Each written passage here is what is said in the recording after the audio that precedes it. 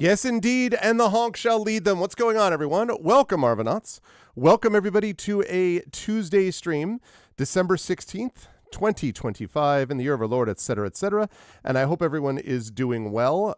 There's a show that I like to sometimes watch, a sports show on American TV called First Things First, where the guy always says, the host always says, live from New York, it's the show that, and then he talks about something that they discussed in the green room. So I'm just going to say, live from the internet, it's the show where some people believe that there's still some legitimate English language literature to be studied, okay? And I'm not going to give you any context at all. It's good to see everybody. I hope everyone is doing well. And welcome to day 3 of Lost in the Dark, illustrated live by TariToons. Very excited to bring you all in on that in just a moment. But very quickly, just a couple of notes here about ways to support the channel.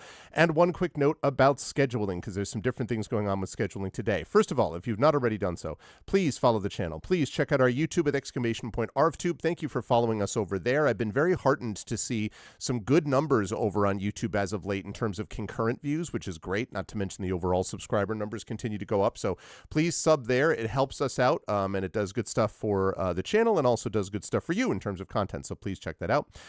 With !ArvTube, !ArvCourt is our Discord channel where you can hang out with the Arvanauts in between streams. Blue Sky is !ArvSky. Please join me over there. Follower numbers going up there too. And the website for this, arvaneleron.com. Financially, !ArvShop. That's my merchandise area, !ArvTrayon. Trying to get that number up to triple digits if I possibly can, so please do that. Let's see, subbing to the channel is always a great thing as well. You get those custom sub badges and emotes to use here, there, and everywhere across Twitch, so that is always helpful as well. On the, publishing front, Icarus, my graphic novel from Athos Arts. Library, that is my now sold out in print Tales and Tomes, The Forbidden Library. That is very good news that has been sold out in print for the publisher. They are talking about wanting to do a second printing after we get Greyshade out, of course, about which more in a moment, from Alligator Alley. But you can still get it, of course, if you happen to see it in your local store. I think Amazon has like 4 print copies left, so you could probably get one through them or maybe used or at a game store. Or, of course, you can get it in PDF form all the time over at DriveThruRPG. So you can do that by checking out !Library. And then Greyshade, as I mentioned, !Greyshade, that's my Greyshade IP. Greyshade, Renegade, and Heretic, the Grey Assassin trilogy from Athos Arts, available at that link. You can get the, as well, audiobook of Greyshade and Heretic now, the first 2 books in the series. Sorry, Greyshade and Renegade, the first 2 books in the series, from our very own Trent Sparks, at that link. The reason I said Heretic is because I'm currently listening to Heretic. I'm listening to Trent Sparks' raw edit audio of those, so I can give some feedback and some notes. So that is going to be out early next year. Trent has done an amazing job in this narration. I really want him to be up for awards, like no joke. I'm really, really pleased with how well he did with it. So there's that. You can get that there. And you can also get, pre-order the game, the tabletop role-playing game of Greyshade, coming to you from Alligator Alley Entertainment, designed by our very own Brandon O'Brien, and more announcements to come. One of the announcements that was made is the possibility of Brandon actually demoing the full game, which will have been released by then at PAX East. Hopefully, we don't know that for sure yet, depends on a little bit what PAX East does, but that is a possibility. So you can pre-order that tabletop role-playing game now. Well worth it, believe me, you should check that out. And if you have not already done so, please support the causes we do here as well. !BLM, Black Lives Matter. Important to affirm and assert the significance and importance of Black lives. !Help Now, the World Health Organization page on suicide prevention. Important to reach out to others when you need help and reach out to others when they need help as well. And !Ukraine, UKRAINE, to help the people of Ukraine as they fight back against an illegal and illegitimate war with bravery and courage. And send the message we'll do so for others in that situation in the future, he said, as he came online here. Hello, everyone. Good to see you all. I hope everyone is doing well. So, a couple of notes today on schedule that are going to be important. First of all, if you have not already done so, please make sure to mark your calendars, because this afternoon is episode 500 of Pen and Pixels over on GOG.com. It is hard to believe, but I have reached my 500th episode, and I am celebrating the occasion by joining my dear friends Darksaber 2K and Pyron Jade to play Tally Talisman. What better way to celebrate my 500th episode of Pen and Pixels? So I'm going to be doing that this afternoon. However, I have a medical thing that I have to go to, which is one of the reasons we got started a bit earlier today. We are going to be playing today until 2:30 Eastern, so just about another 2 hours and 15 minutes, and then I've got to rise up on out of here because I have to head out at that time because I have a medical appointment I have to go to, and so that means the GOG comm stream is also going to start later than normal. We're going to be starting over there at 4:30 p.m. Eastern, so be aware this stream is ending a little bit earlier, and that stream is starting a little bit later to accommodate this appointment. I didn't want to do it, but I had to, so anyway, that's what we have to do, but it'll be episode 500 of Pen and Pixels. I'd love to see any or all of you over there. It's kind of hard to believe that it's been that many episodes, but that is indeed the deal. Tomorrow night we have Community D&D again for their third and final of the month Community D&D session, third in a row, which is pretty sweet. And then Thursday will be the concluding session of Final Fantasy Tactics: The Ivalice Chronicles, which is really awesome because we have a lot of other stuff that we have to do as well. So it's going to be really great. Also, I believe that today is nominations, if I'm not mistaken, for the Patreon Fueled Chat Shows and Game of the Month. So be thinking about that because, as I say, I'm going to have to rise up and out of here pretty quickly right around 2:30 to make that happen because I need to do that. That's going to be important. In fact, I just want to double check and see what my time is. Yeah. So I'm definitely going to have to do that because life is a thing. Anyway, so that's the deal with that. But right now, it is time to bring in my good friend TariToons. So I've unmuted myself to let her know that we're ready to go, and then I have unmuted her. And last but certainly not least, I'm going to head over to reveal. There's the cover of the book, but more important is this. That's Tari's actual artwork. So yes, everyone say hello to TariToons, who believes that only German literature is good literature. No, I'm just kidding. That's not what I said. I know. Do not we were having a mock battle beforehand where basically all Tari has to do is just, okay, in American sports, there's this thing where when someone starts celebrating too early, you just point up at the scoreboard and you go look at the score, because often these people are losing, so it doesn't matter how hard you dunk a basketball if you're still down by 30 points. So that's really all Tari has to do, right, in this discussion is just be like, here is German literary history. And I'm like, yes, you're right. Like, there's nothing I can say.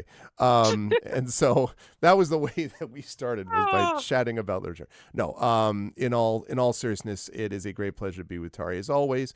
How are you, Tari? How's everything? Also, while you're talking, what is this warm-up drawing that we're doing here? I'm intrigued. Just, all the monsters that lurk in the dark. Everything is fine. Just don't turn around. Yeah. As long as you look forward, don't nothing acknowledge the danger, then there is no danger. You should put the lampshade over the head, right? Like if they can't see me, I can't see them. Right. So how are you, Tari, otherwise? Now I'm good. Good. That I'm here in good company. Aw, same. When you don't have wrong opinions about literature. Listen. Tari wants to run roughshod over literature and then also mock my profession. Just mock it. Just John Cena it. Oh, boo! How dare you compare me to John Cena? How dare you? According to you, like John Cena, English literature is over. So, know what I'm saying? I don't know whether he's do you think he's actually retired, or do you think this is a head fake and he's not really retired? Oh, I think he's actually retired. Really? Okay. Yeah, he probably will have cameos here and there, but the whole thing is that his body is broken and bruised. There's only so much he can give. Mm-hmm. And if he doesn't, he can have his big star stuff outside of the ring. So why not do that? That's fair. So he's not going to have any kind of comeback arc where, Nothing big anyway. Like I said, cameos are always possible, one single match, sure. Here and there, maybe. But I really like John Cena, so I actually hope that, whatever he does continues to work well. He's a good dude. Had good things to say about gay marriage and about a lot of good things. So yeah, I like him. Well,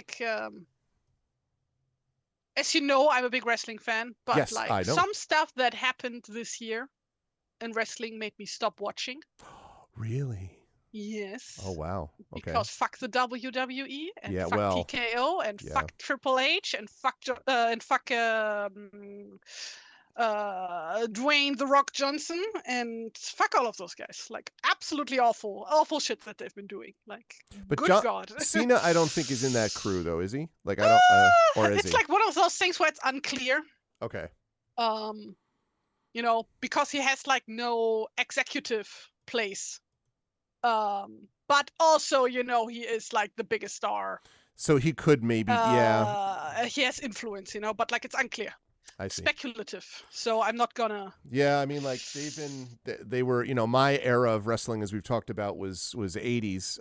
But like once it became clear the kind of person that Vince McMahon and that whole crew is, like my favorite wrestler when I was young was Chris Benoit, and then like look at the horrific stuff that happened. I mean, Jesus! back in the day, oh my God, I'm so sorry. yeah, well, I was like, that's when horrible. I stopped. I was like, that'll be enough of that. Oh my Having God. any interest. So yeah. That is rough. Yeah. I can only imagine what that must have been like. It was not fun. Although by that point I had kind of moved away from watching it anyway, but it was one of those like, oh shit, well, great. Yeah. So anyway. Well, it's like so fucking sinister too, because the whole thing is like heavily marketed at children, and like specifically here, we are going to create childhood heroes for you to look up to. Absolutely. And then you have like all of this like really nefarious bullshit happening behind the curtains, like. And then they had, and it was all, yeah, exactly. It was all like soap opera cartoon stuff. And you have to remember that, like in the 80s when I was watching this, it was one of like 4 or 5 channels that I could actually get. Like I could get USA, and which is what it was on, and then we could get like the main CBS, ABC, NBC, the main networks.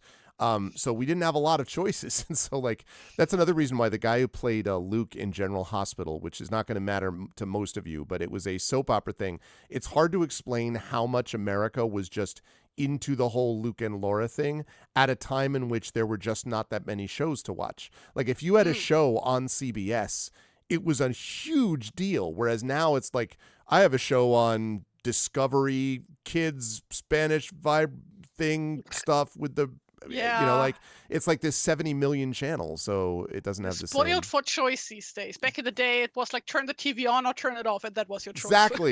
Exactly. All right. Well, I remember. Don't worry. Yeah, sure. Yeah, thanks. Look at Tari trying to make me feel better. I recall all the things you went through. No, I actually recall, dude. Like that was still a thing in the 90s. Was it still a thing? Okay. So well, I guess Germany, anyway. I guess it. Yeah, that's fair enough.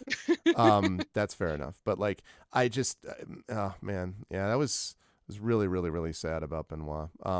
Also, one quick note, we're not going to spend all this time. There are a lot of depressing things that happened over the weekend, but I do want to give a note about the awful loss of Rob Reiner, because if you think about a career and you're like, how would you like to be remembered in your career? And you're like, well, I produced hugely influential military trial movie in A Few Good Men, hugely influential mockumentary in This Is Spinal Tap, hugely influential fantasy and fairy tale movie in The Princess Bride, hugely influential growing up movie in Stand By Me. Like, just like, and then When Harry Met Sally, by the way, like, it's just ridiculous. Like, the guy had an incredible career and was a good guy who basically single-handedly got gay marriage approved essentially in the state of California through his advocacy. Was a very good guy and just awful. And never mind the reaction of some awful human beings currently leading the country on top of it. But I did want to comment about it because The Princess Bride is one of my favorite movies of all time. One of the great movies of all time, and just so sad. And what a career, what a legacy. So anyway.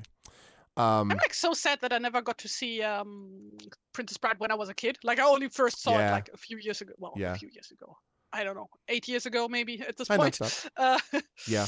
But so good. It's just so good. Yeah, it's really good. It's like it's still really good. It That's really like a really is. thing. It's almost like a perfect movie because it's like it doesn't need it like intentionally feels storybooky. So it's not even like you're like, well, the special effects. You're like, but no though, because it fits the way that it's Oh God, and the characters are so great and like just spectacular. So anyway. Very sad, but but one bit of good news, which is that Dick Van Dyke is still with us, and he's now 100. So that's good news. Happy birthday! Happy birthday Mr. to Van Dick Dyke. Van Dyke.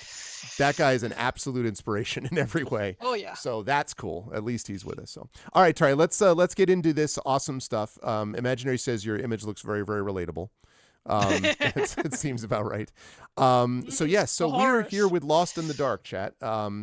And there's a lot actually that's happened, and I don't actually remember. Maybe Tari can help me remember because I don't recall if we actually did gear up or if we just got to the point where we geared up as a rogue, because we finally we decided that we were going to be a rogue.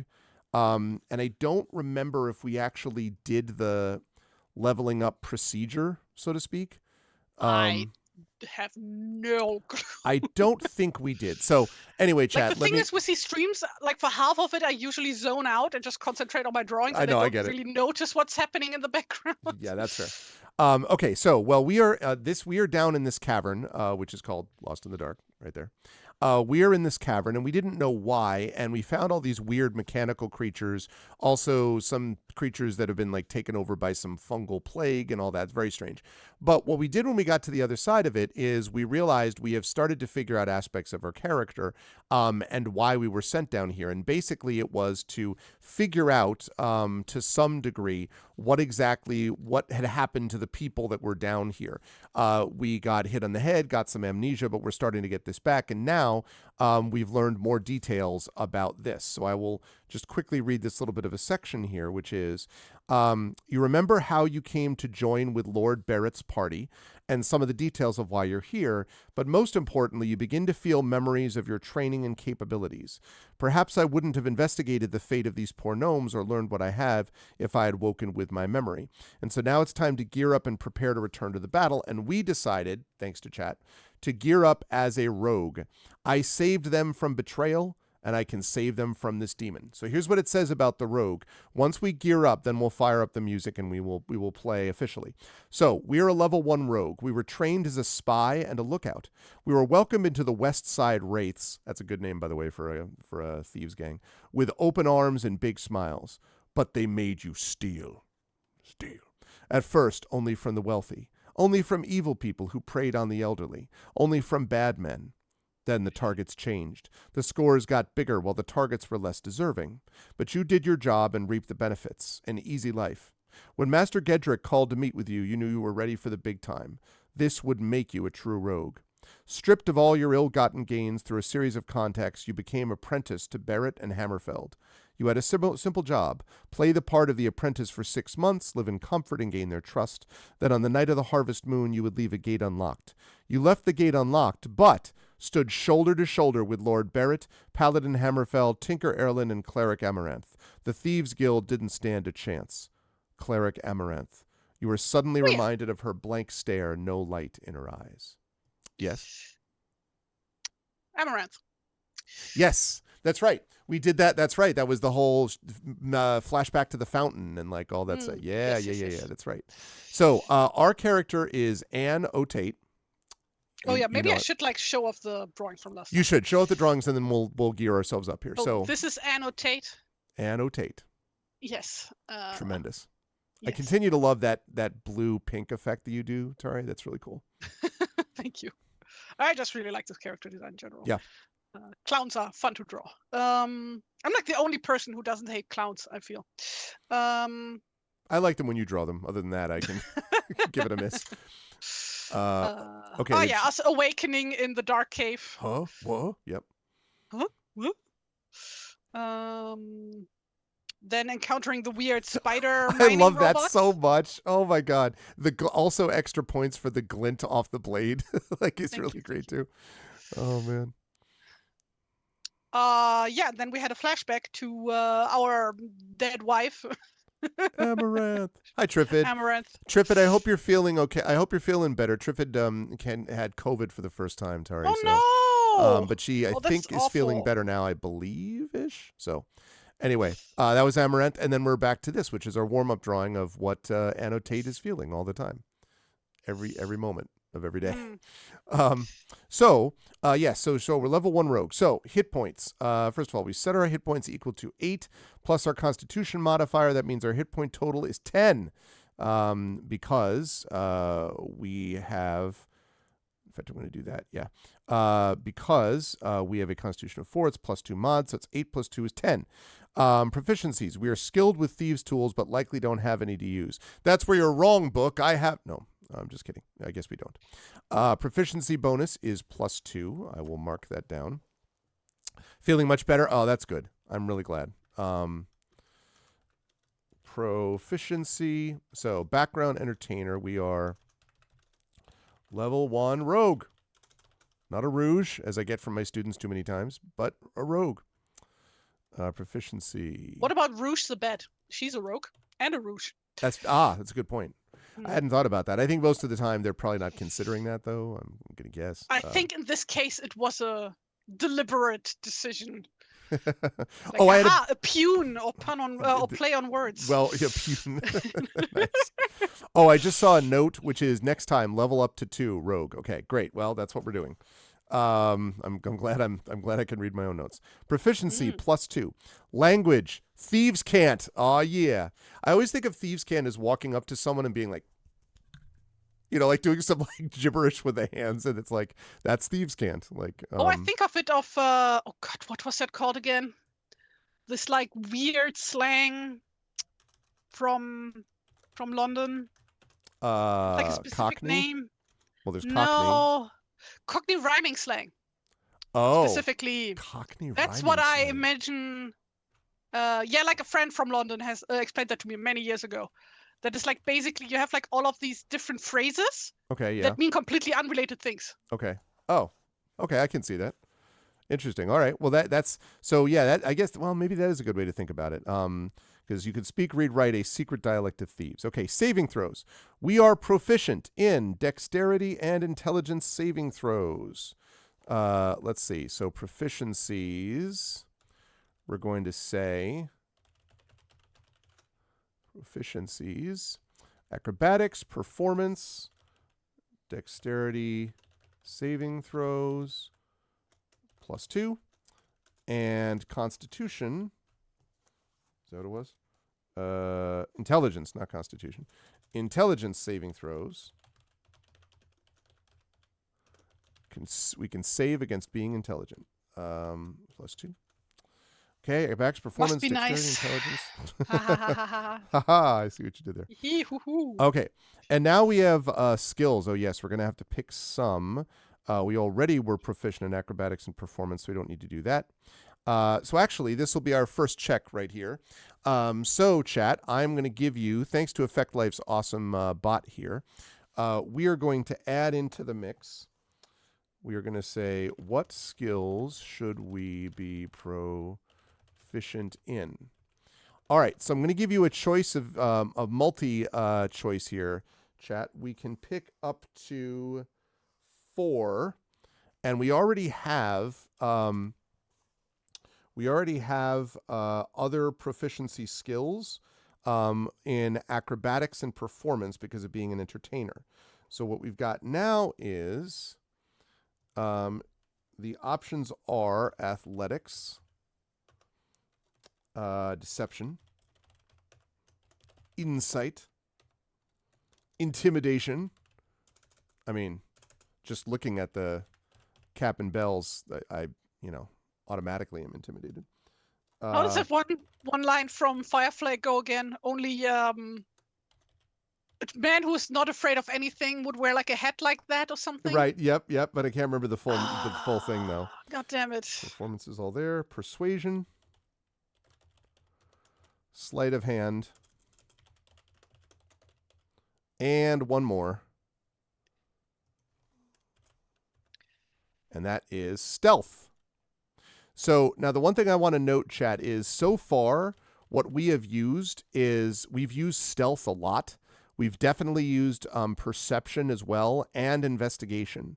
I don't know which one of the rest of these is going to be used, but we already have proficiencies in acrobatics and performance. So I'm going to open this up and you can choose 4 of these. of this mix. So you can vote for 4. $, vote space, and then you can vote for athletics, you can vote for deception, insight, intimidation, whatever it is. And we'll take the top 4 vote getters. Those will be the 4 skills we will be proficient in. Athletics, deception, insight, intimidation, investigation, perception, persuasion, sleight of hand, or stealth. So $, vote space 1 for athletics, 2 for deception, 3 for insight, 4 for intimidation, 5 for investigation, 6 for perception, 7 for persuasion, 8 for sleight of hand, 9 for stealth, and a partridge in a pear tree. That part is not true. But everything else is true. So get in your votes right now. While we do it, let's take a look and see what we're going to do for music. Let's see.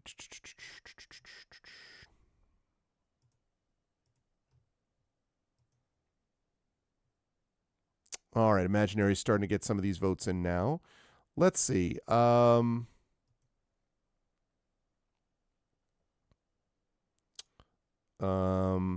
right, let me see. We can't do alone. I wonder what Cave Story OST is. It's probably all 8-bit, right? I would think. Well, otherwise we can go with The Cave. AT&T's been carrying. Hold on a second. I guess gotta mute stupid ad. Ooh, wait, there's another option. The Menzo Baranzan OST. Oh, didn't we do that last time? Did we do that last time? We did. We have done it before, haven't we? Okay, I got another one. How about... Because we could do Lands of Lore OST or Ravenloft. Terranigma. Okay. Yeah, which is 16-bit, but, you know. Did you say Terra Enigma?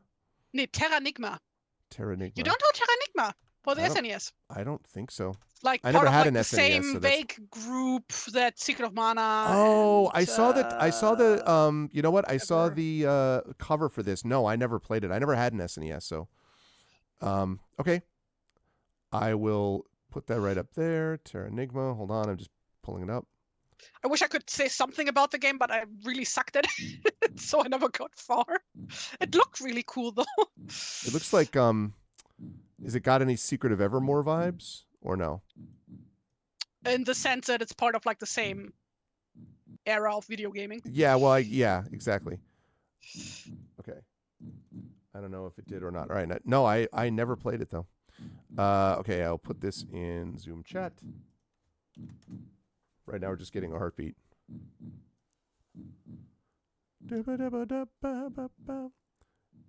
Oh, you can pick 4 options, Imaginary. You can choose 4. I set it up so that you can do a multi-vote. So you can do 4 choices for skills. And we did do Menzo Baranzan, but not last time. Okay, Triffid, yeah. I thought I was when Tari said that, I was like, yeah, I bet we have done it before. Oh, nice. This is a good choice. Another option would have been Shadowgate. Like, this game is basically, it plays like Zelda, basically. Okay. Old Zelda, 2D Zelda. And it's like about this whole, there's another world inside our world, like that one old D&D setting, Hollow Earth? Yep. Basically that. That is... Is that the name of the setting? Hollow Earth? Well, Hollow Earth was a setting, yes, for sure. Yeah. I wasn't sure if that was the name of it. I just remembered that it had a Hollow Earth, so, you know. Yeah, and it was not as big of the, as the ones that would have been there before. I was just looking at something relating to my child's school.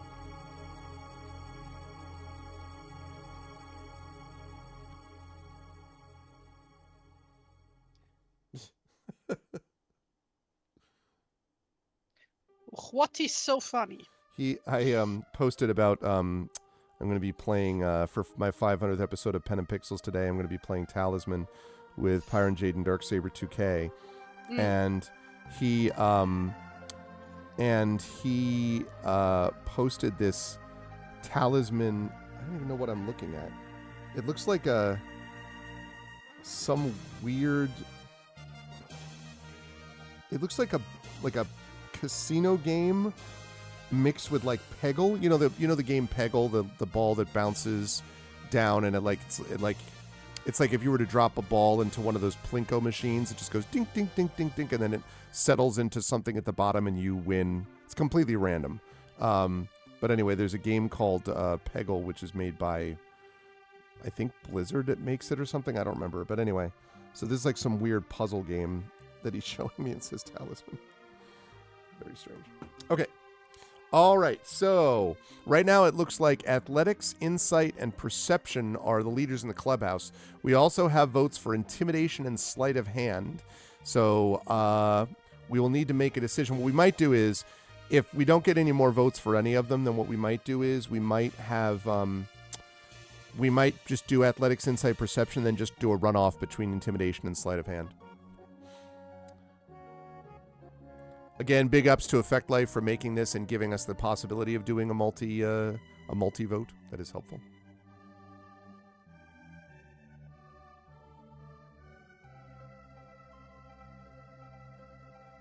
Okay, he says it came up when he looked for talisman gifts. All right, lots of votes for Perception. Lots of people want us to perceive. I don't blame you. I also would like us to perceive things. Well, to be fair, like that is like one of the big frustrating things in tabletop RPGs, right? Not perceiving. Failing perception yes, rolls. Yes. Oh, yes. So annoying. I have that in my Mutant and Masterminds game all the time. Yep. Because like my character is not the perceptive one. Yep, happens all the time. He's and when someone does it, punch people in the face one. no one gets more like sort of like anal about making sure that people are aware that they have a passive skill than passive perception. Like my players who are all just kind of like, I have a passive perception of this. I have a passive perception of this, because they don't want anything to sneak up on them ever, and they don't ever. And I'm like, yes, I know about your passive perceptions. So what does that say about you as a DM, though? I don't know what that you're talking about, They Tari. feel the need to be afraid. Look, don't worry about it. Just keep things. working on your drawing, Tari. You know what I mean? Just keep working on that drawing that you got there. It doesn't feel at all like that drawing to them, I'm sure. Mm-hmm. Okay. Sure it doesn't. Okay, so we're going to close this with 3 having won. So Athletics, Insight, and Perception have all won. Okay, so let me write those down first. We are proficient in Athletics. That's what I like to hear. We are proficient in Insight. You need to be that if you're going to be a clown.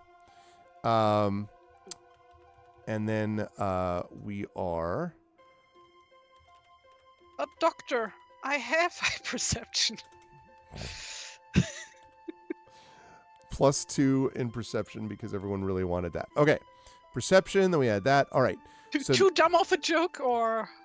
I mean, trying to be the ultimate Sherlock Holmes. Yeah, more or less nonstop. No, I didn't. It kind of went over my head, I think. Maybe because I'm... Pagliacci, but Dr. I am Pagliacci. Oh, Pagliacci. my God. Good stuff. No, that's good. That's good. Thank you. Good work. All right. So, okay, we've taken care of Athletics. We can get rid of that. So it's going to be between Intimidation and Persuasion. Sorry, Intimidation and Sleight of Hand. I beg your pardon. Everyone's like, yeah, we don't need stealth. Who needs to worry about stealth? Why would you worry about stealth? Okay, here we go. All right, so for this one, this is going to be one vote. We are a rogue. We don't need to worry about... Okay. Yeah, why do we need stealth? I mean, why would... Well, we do have a lot of belts. Well, I mean, I didn't draw them specifically as belts. That could just be pom-poms on the outfit. Right. Or they could be like silent bells somehow. Okay, 1 vote on this one, chat. Only 1 vote. $sign vote space 1 if you want Intimidation. $sign vote space 2 for Sleight of Hand. This is our final proficiency, skill proficiency that we're going to have. Oh man, some of this music is giving me big time Evermore vibes. Although a lot of it is just the bass in SNES, like as a particular sound. It's just like this whole thing with SNES music, you know. All right, I see a couple I guess of votes when we are done with that, we can do Illusion of Gaia / Illusion of Time, depending on where you're from. Yep. Never finished Illusion of Gaia. Played it, but never finished that. I had to that was because I had to go to a friend's that actually had an SNES, which was not me. So, And that was in college by that time, because I kind of skipped over that, like SNES and Nintendo 64, because I was at school and we just didn't have consoles at that time. So I didn't pick up on it again until I was out of school. And then I was getting I picked it back up with a PlayStation 1 and then, consoles from there. But so, yeah. Okay. All right. I don't remember if we had an SNES when I was little. I don't think we did. We had an NES and we had an N64. Ah, yeah. I had an NES. And I had a PC as well in college. That was the main thing for a while. Yeah. Was the PC thing. Jingly bells are neither stealthy nor intimidating. Pom-poms could be stealthy. I don't know. You think about Cask of Amontillado, Triffid. You sure that bells aren't intimidating? I mean, stealthy, no. But intimidating?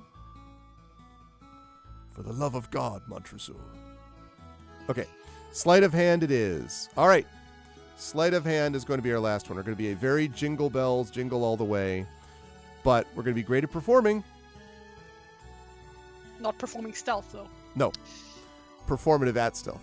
Jingle bells would be seasonal. That's true. Okay. Wonderful. And then rogue features. 2 of our skills. You may double your proficiency bonus, a total of +4 when you use these skills. Oh, man. All right. Okay. So I'm going to clear that. Okay, we're going to move this down here.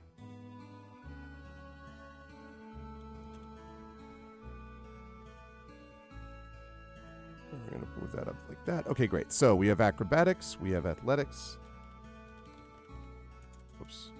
Athletics. There you go. Insight. Perception. Performance. Or sleight of hand. All right, chat. So this one is just a single vote. Or I should say not single. I should say 2.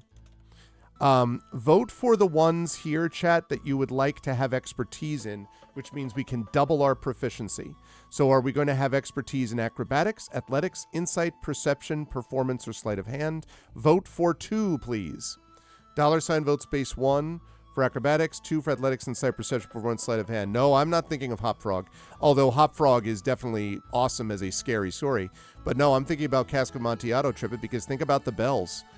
Fortunato's bells inside the walled-off area, where Montresor hears the bells ringing, even as he's closing it up.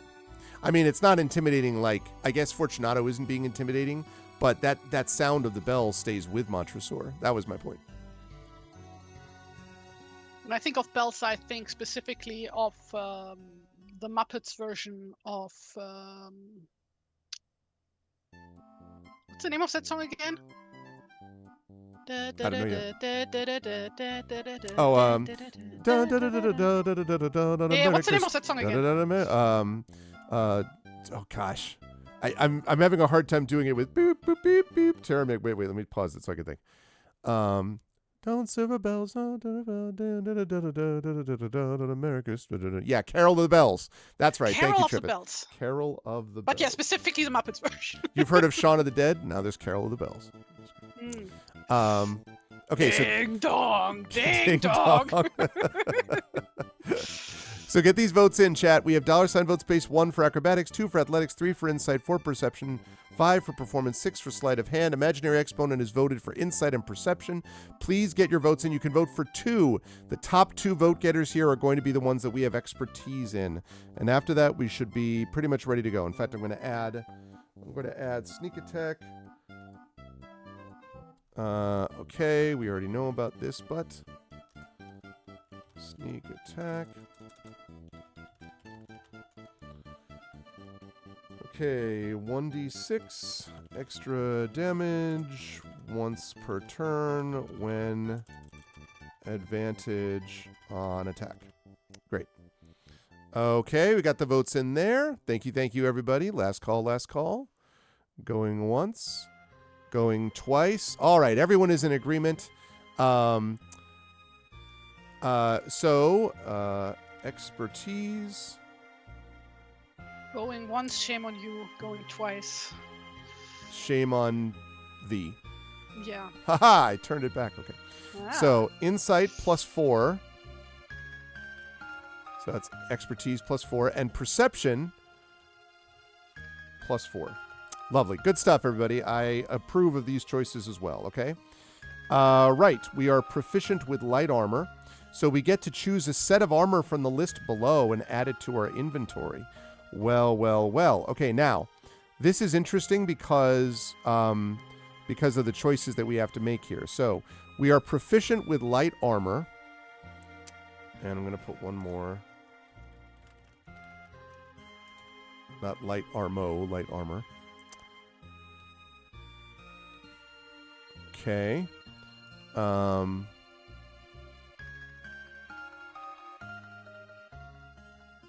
Okay, we're proficient in light armor, and we get 2 choices here. Because remember, we have to be careful. Since we did not upgrade our stealth, we're going to be doing just sort of basic dexterity stuff. So we have to choose a set of armor from the list below.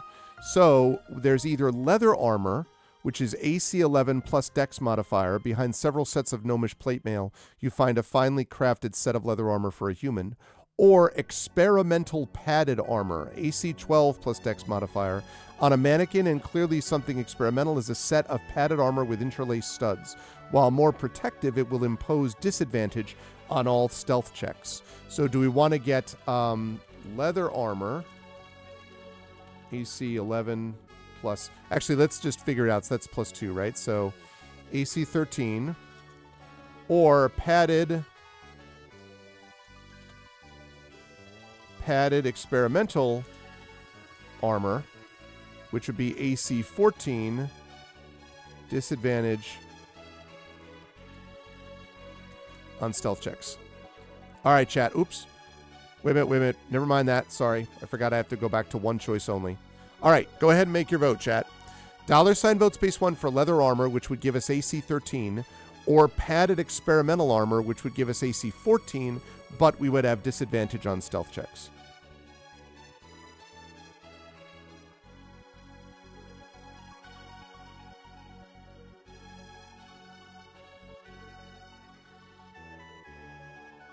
I think what really makes SNES music stand out so much is specifically the synthetic violence. Yes. Because it's also a very big part of I agree with you, Chrono yes. Trigger soundtrack. Yep, very much so. And Secret of Mana too. As you say, it's got a certain a certain sound. Hey Takanjia, what is our current level of stealth? Well, currently we have a stealth basically of +2 because of our dex mod, but we're not proficient in it because chat chose not to. No, it's fine. And so yeah, we have a +2 with it right now.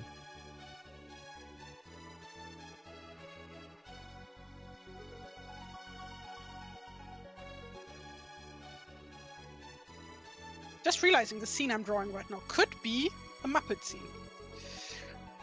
Oh yeah, very much so. Just put Sweetums and the other big ones in the background. I like the sort of big Uncle, eye. What's his name? Uncle. Is it just Uncle Scary? No. I always get him mixed up because there's Uncle Scary, but he's like a regular sized. There's one guy who's his name is Snively or Sneevely or oh god, I can never remember what his name is. But yeah, all the quote unquote scary Muppets. Yep. It's some name that's a word that's a very familiar word also. It's deathly or deadly. Deadly. I think it might be Deadly. Uncle Deadly, right? Maybe. I don't know. There's a lot of Muppets. To the Google. Let me see. I think it's Deadly.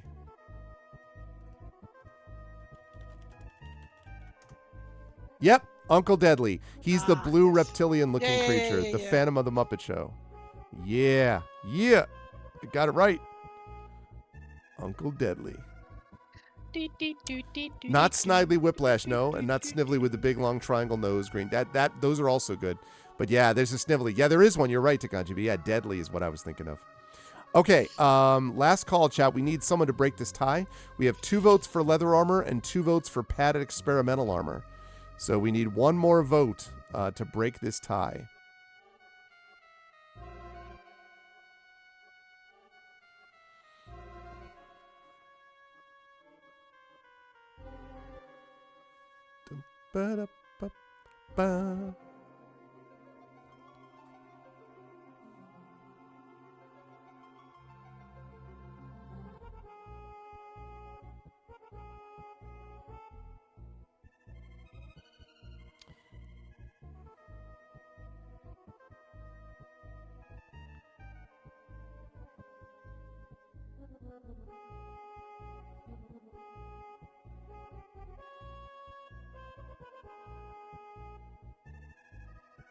Okay. Oh, interesting. All right. Does TariToon breaks ties? Actually, yes. What? Actually, What's yes. TariToon does break ties if need be. I do break ties. So, Tari, we may have to have you break a tie because chat is divided on whether to get leather armor, or which is 1 AC lower, or padded experimental armor, which is higher but gives us disadvantage on stealth checks. Well, we already suck at stealth, right? Right, but do we want to suck more? Yes. We go with the padded armor. Jeez. We are the worst rogue. We have belts all over us. Not only that, we're supposed to be a spy. Like, we're not even a cool, we're just like... Well, it's like a double bluff situation, right? Really? It's like, oh, wow, this person is so dumb, they can't possibly be a spy. You know, like Okay, Johnny right. English? Right, it's Johnny English. I was just going to say, yeah. Yeah. I forgot we were a spy. I have spoken. I have spoken. So does that mean padded experimental is what you're aiming for? Yes. All right. We're going to wear the padded experimental armor. I'm not mad, I'm just disappointed. Experimental, which gives us a total AC of 14. And let's see. Disadvantage on stealth checks, also known as the Tari rule. Mm-hmm. Okay. Yes. It's going to be all my fault when we inevitably, horribly die. Yep. Right, Imaginary says, yeah, we're using the Barbarian School of Spying. We intimidate everything in 20 feature radius and not seeing us. Spy! Draw them with pillows tied to themselves with rope. Yeah. Right. Okay, so we've got leather armor, or rather, sorry, padded experimental armor, I beg your pardon. Okay, now weapons. Now, this is the last thing we have to decide, Chad, then we get back into the game. So we have three options here. Now, this one I have to explain a little bit, because there are 2 daggers, 2 light hammers, and 1 longsword. Now, here's the way to think about this, okay? I'm going to open this vote up, but let's note this way. So the 2 daggers do 1d4 damage. However, as a rogue, we can do an offhand attack because it is a light weapon. So what that means is we make a dagger attack normally, which is 1d4 plus our strength or dexterity bonus. I think we use dex actually because it's a finesse weapon. So it would be +2. So 1d4 +2 on a hit. Then we can make a second attack, and if that hits, it just does 1d4 damage. We don't get the dex bonus to that. So that's 2 daggers. But the other benefit of it is because it is a finesse weapon, it also lets us get a sneak attack. So if we have advantage on someone, we can add an additional 1d6 damage to that. So if we have advantage on attack, 2 daggers would mean 1d4 +2 for the dex modifier plus 1d6 for the sneak attack. And then the second one would be an offhand attack that's just 1d4. That's 2 daggers. The 2 light hammers does 1d4 damage plus a strength bonus to hit and damage. You can also throw these. The thing about the light hammers is you get the offhand attack, but first of all, they're not finesse, so we would have to use our strength bonus, which is not very good. We have a very bad strength. And also, we would not be able to get sneak attack damage. So then the last option would be a longsword, and a longsword would give us strength bonus to hit and damage and a proficiency bonus to hit. We can do 1d8 damage just off of the sword, but again, that is not a finesse weapon, so we don't get sneak attack with it, and we don't get to attack twice with it because of that. So as a rogue, I think at least initially daggers probably make the most sense. But as we go along, we'll be hopefully able to find other things as well. We're proficient with simple weapons, so hand crossbows, long swords, rapiers, and short swords.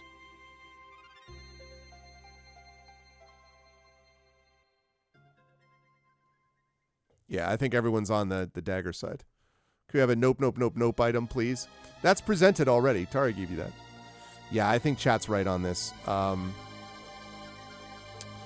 I haven't closed it yet, but I'm going to start writing it down.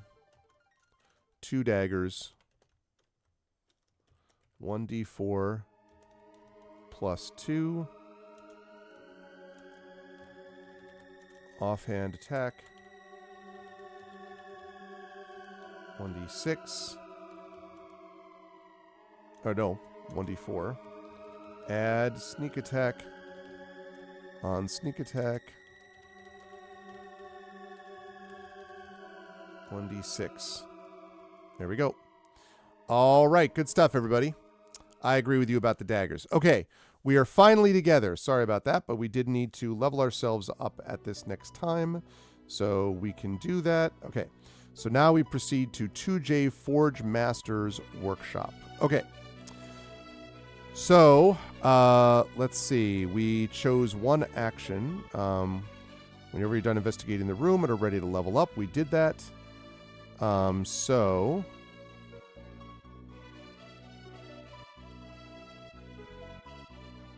Okay, I did that. Now what, though?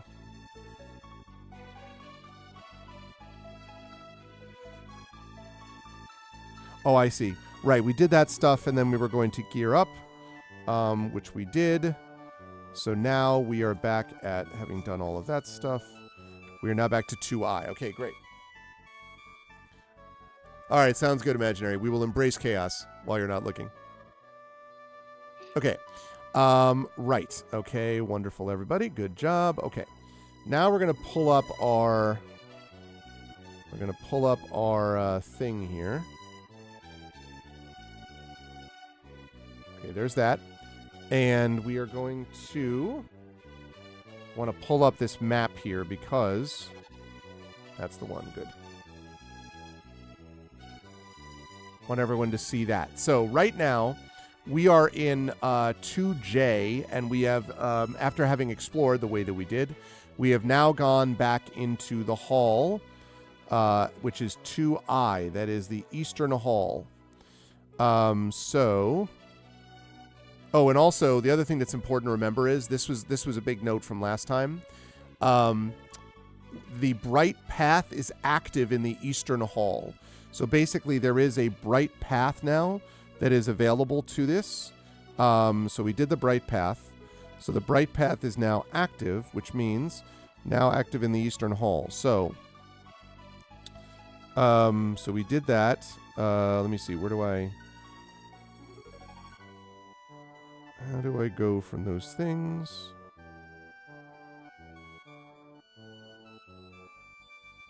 Oh, right. Okay. Yes.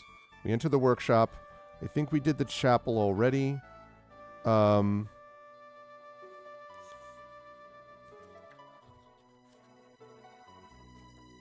Yes, okay. So we have a choice of... we have either the Southern Hall...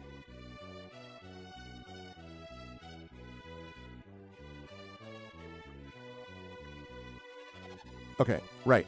So our choices are as follows. We are standing in I, which you can see there on your screen. We have already done everything here that we needed to before we went into this place. So that means that now we can either go into the chapel, which is the number, which is K. You can see the letter K on your right. That's that room. We can go to the chapel. We can go to the Southern Hall, which is F. Right down there below the workshop, basically. And we already went into the Forge Master's workshop, so we've already done that. So basically, we can either go to the chapel to our right or go back to the Southern Hall. And the theory, I guess, would be that we're trying to get the things lit up that we need to. Light up the things that we need to so we can see what we need to go to the next spot. So... I will open up a simple poll.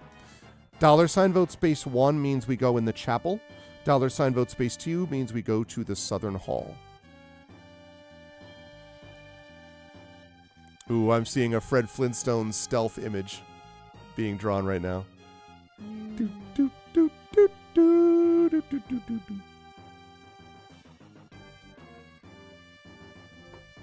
Also, hi, Christensen. So yeah, $ vote space 1 is the cathedral, is the chapel, and you can see that's to the right. We're standing in a hallway that's marked on your map there as letter I. So K is the chapel. We could go that. $ vote space 2 means we go back to the southern hall, which is F on your map. So please get your votes in now.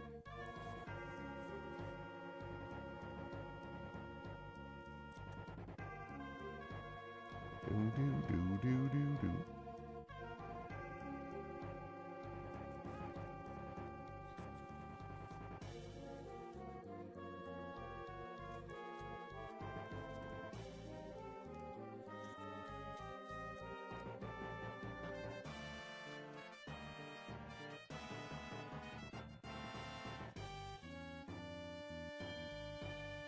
I'm just always thinking of Margaret's husband from the witch novels by Terry Pratchett. The king. Yes. Yes. Pratchett. Main inspiration for this. I love it.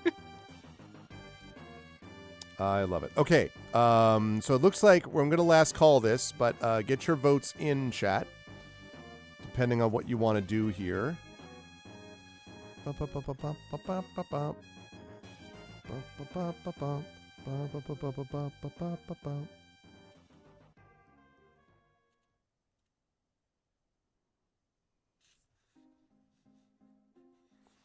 We also have the Forge Master's brooch, which is shiny, which we picked up last time. Okay. The chapel it is. Go into the chapel and we're gonna not get married because we're adventurers and we're trying to stay focused. Okay. Flecks of pigmented plaster cover the chapel floor. Thank you. Squinting your eyes, you can barely make out the crumbling panels of fresco paintings decorated the vaulted ceiling. The masterful paint strokes of yellows and oranges blend into a sweeping vortex. Fiends of all kinds, hooved and winged, are engulfed in lashing white threads, coalescing into a braided mithril archway behind Yolante's statue at the main altar. The statue, carved from white marble and clothed in layers of leather, silk, and woven metal armor, wields a light metal hammer and buckler in a defensive stance. Hardened candle wax pours from the base of Yolante's statue, cascading down the sides of the altar, spilling across the floor into a great congealed pool. Nice, Christensen. Your eyes follow the spill of candle wax towards the nave. What remains of the wooden benches has been cleared from the floor, strewn across heaps of rubble collecting against the walls. Is that light? At the far end of the chapel, the smallest beam of light collides with stained glass on the floor, erupting into a twinkling starburst of color across the nave. Choose one action from the list below to interact with the world around you. Roll a d20 if required, then turn the page, blah, blah, blah. Okay, so our choices are, we could choose... Our choices are we could choose? Our choices I are... choose that we choose. We choose that we choose. We could try to persuade... Yolante, I fear that I will not be able to help my friends survive if I cannot escape this place. Please, I beg you for your help. So we could persuade. That's DC 17. We could try to do a skill check in perception, which we do have benefits in, which basically just says, I'll take a look around. We could investigation. We could investigate. And we are proficient but not expertise in that. I'll look around the altar for anything useful, it says. We could do a history or religion check. And that would be basically wisdom. So it'd be like +1. And that is a DC 15. I think I remember a story about this. Or we could make an offering which requires a tool, a weapon, or a shiny item. We do have those things.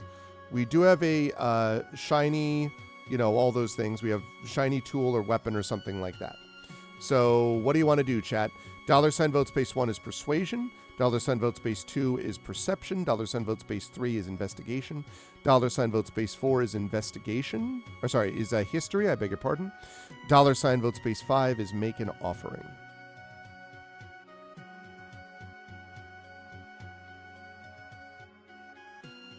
So what's it going to be? $ vote space 1. Persuasion is DC 17. We have a +1 to that check. Perception is we have a +4 I believe, to that check because we have expertise in it. That's $ vote space 2. $ vote space 3 is investigation. And that is just, I think that would just be basically 0, just a flat roll, DC 15. History is wisdom, and that's +1 on that check. Or we can make an offering, and we would just give them either a tool or a shiny item. So what do you want to do, chat? $ vote space 1, persuasion, 2, bells. perception, 3, investigation, 4, history, or 5, make an offering. Sorry, Tari? Handing them one of our shiny silver bells. Shiny silver bells. Silver bells. Silver bells. Here's an offering in this deserted temple. Ring-a-ling. Ring-a-ling? Ding-a-ling. That's that. I report, you decide. That's the way the roll works. You know?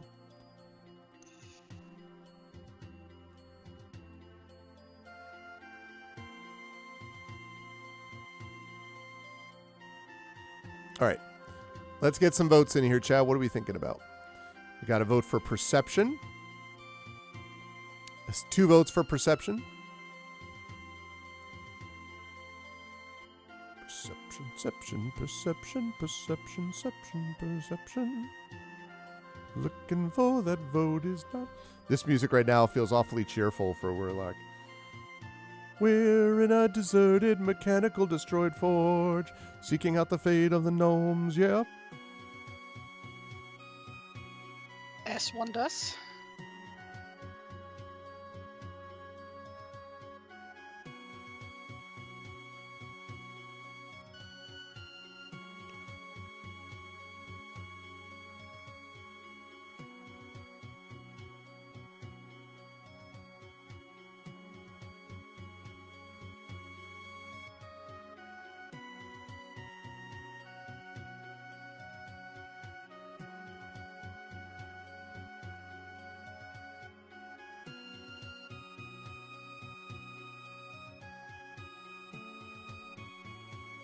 Okay.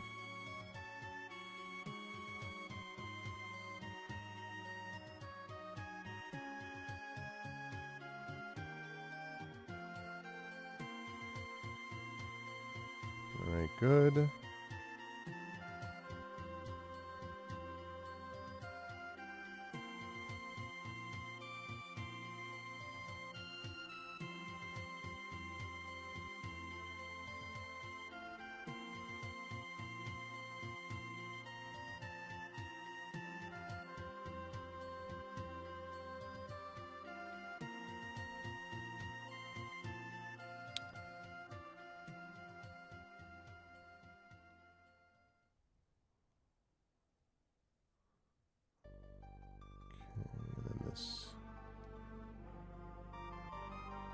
Great. Okay.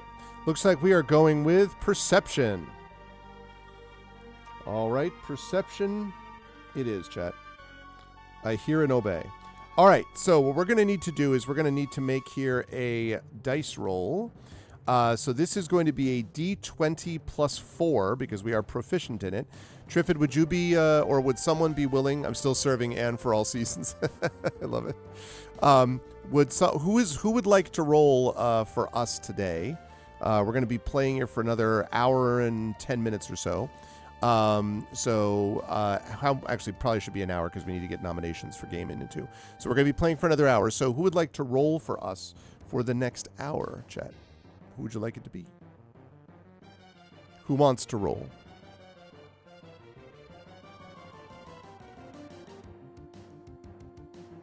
Ooh, love this combat music.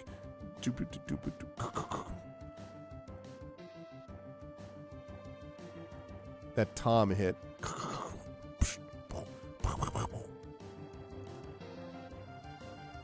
Think I might be a bit behind. Maybe slightly. Chat, what do you think? Who would like, anyone have an interest in rolling the dice? You can do it just in chat. It's easy to do.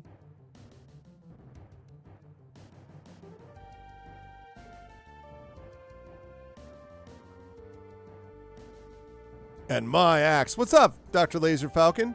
Good to see you, man. Happy holidays, my friend. Welcome, welcome. It's good to see you. We're here doing the thing. What's doing? Not much, man. We're just I am here doing our monthly gamebook illustration stream. Chat decides. We just found out that we are a rogue, and so and really bad at it. Yeah, well, we're demonstrating our incredible stealth skill. As you can see, this is clearly a spy that Tari has put together. So, but yeah, good to see you, man. Oh, the image is a bit too far zoomed in, I feel. Oh, is it? Yeah, you have like the edge is slightly cut off. All right, let me see. Oh, I see. Yes, it's because doing it. Okay, there we go, and I can do. Let's add that like that.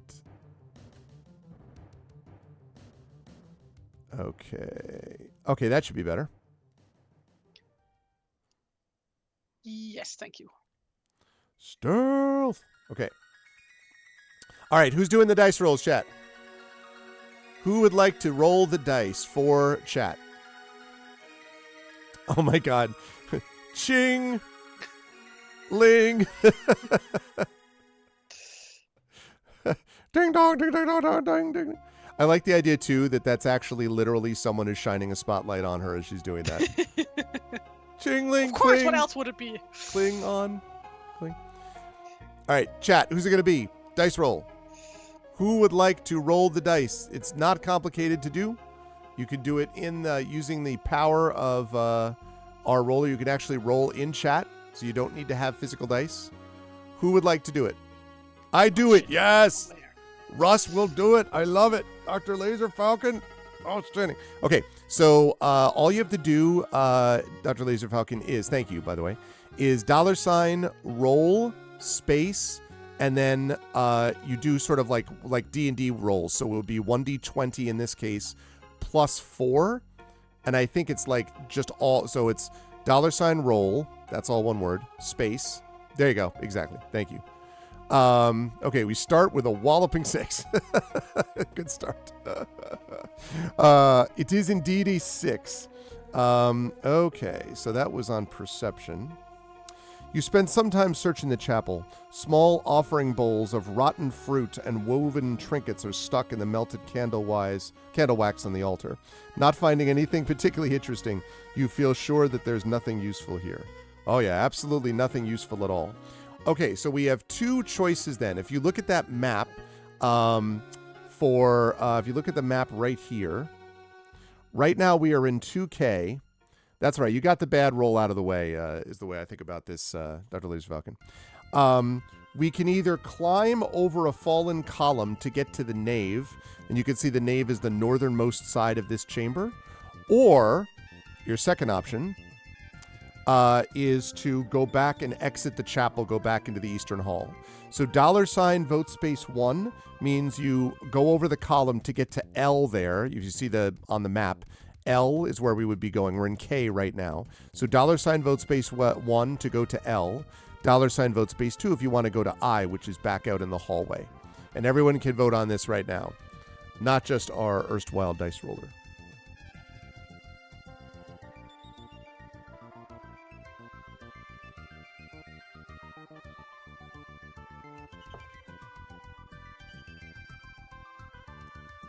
So yeah, so $vote space 1 for L, for going to the spot L, going to the nave. $vote space 2 for going out to I, which is the hallway.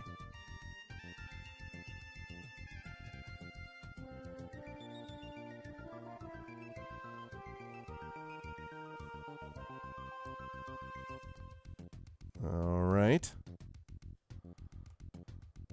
Got 2 votes for going over to the nave.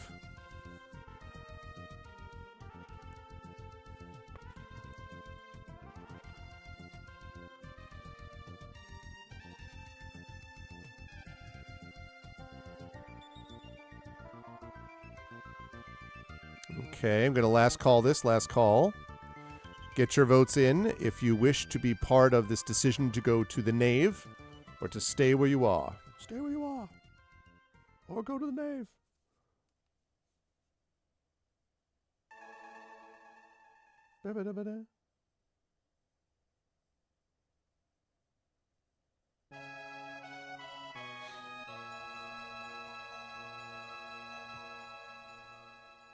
Okay, and we're going to do that. All right, so we're going to the nave, chat. So, you climb over a fallen column to get into the nave, landing on the broken remains of a marble statue. Your heart breaks on seeing the entrance of the temple, a set of gilded brass doors buried under stone. Have I come all this way for nothing? But there is a light in the dark, chat. A sliver of light slips between the temple doors like a thin white thread, reflecting off shards of stained glass in a prismatic burst of colors. The glass shifting beneath your feet creates a new spectacle of light with every step. Dancing hues of yellow and green reveal the missing temple defender from the eastern hall. The construct, frozen in mid-strike, has been significantly modified to wield mining implements. Okay, so here are our choices, chat. We can use athletics. I want to go home.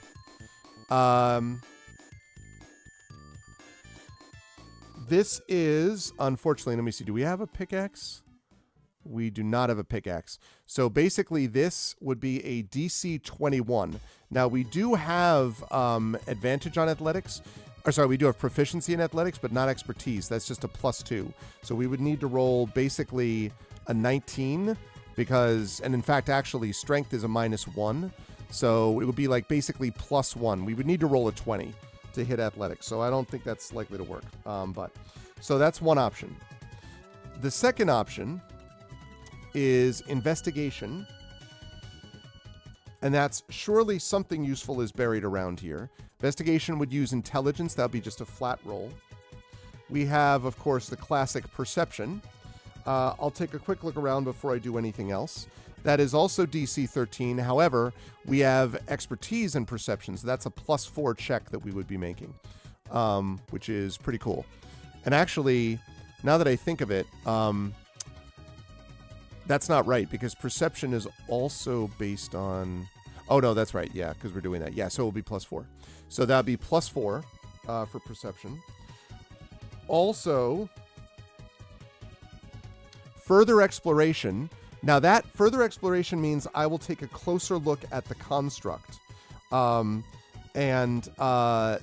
construct that doesn't require a check. You could just check out the construct as it stands there. Or we could give up. I hope nobody is going to do that choice. So $ vote space 1 is we do the athletics check. Again, that's going to require a 20 for us to actually hit that. Investigation is DC 13, so that means that we would need a 9 to hit that. Perception, we do have advantage on that as well. Sorry, I was wrong. Investigation's flat, so we would need a 13 to get that. Perception is +4, so we would need a 9 to get that. Further exploration does not require a check. That means just basically to check out the construct. So go ahead and get your votes and now, or give up. So $ vote space 1 is athletics, 2 is investigation, 3 is perception, 4 is further exploration, 5 is give up.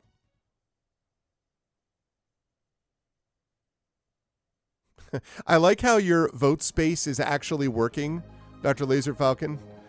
That is one robust system that Effect Life made. Because you got the $ vote and then there is but you actually literally put in the word space. That's pretty cool. That it actually works.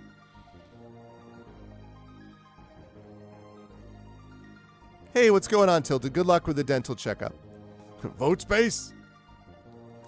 Same, Tilted. I hope everything is going well with you, my friend. I hope all holidays are going well on your side. I hope you have a wonderful, uneventful dental checkup and all that. And yeah, everything going well. We are here for about another hour and 5 minutes or so.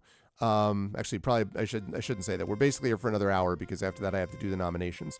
So we have an hour here, and then at 4:30 p.m. Eastern, so a later start time, I will be over on GOG.com with episode 500 of Pen and Pixels, the 500th episode, which will be a talisman game featuring myself, Darksaber 2K, and Pyron Jade. So, in space, no one can hear you vote. In a world where one word can make all the difference, one man will add the word space to everything. In space, no one can hear you vote. A stunning new vision of the future from John Carpenter. Spaceman. A stunning new vision of the future from Spaceman Guy. Spaceman Bill Lee.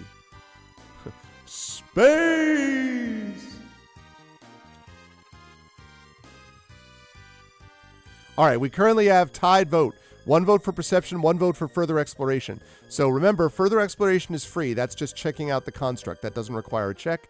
Perception, we would have to land a check, which would be a DC. We'd have to roll a 9, basically, to do that. I'm going to last call this. Busy finish before Christmas. Looking forward to some... Yeah, man, you deserve it. And I assume, I mean, as a farmer, you get some R&R, hopefully during this time, like, at some point, things calm down-ish, maybe, sort of.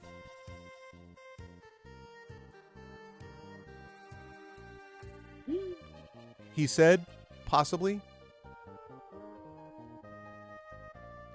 I have been lucky enough to enjoy some jam from Tilted's farm, and it was delicious. It's also very much gone. It was very much gone very quickly after I received it. So, obliterated. Yes, obliterated. Oh, man, it was really good.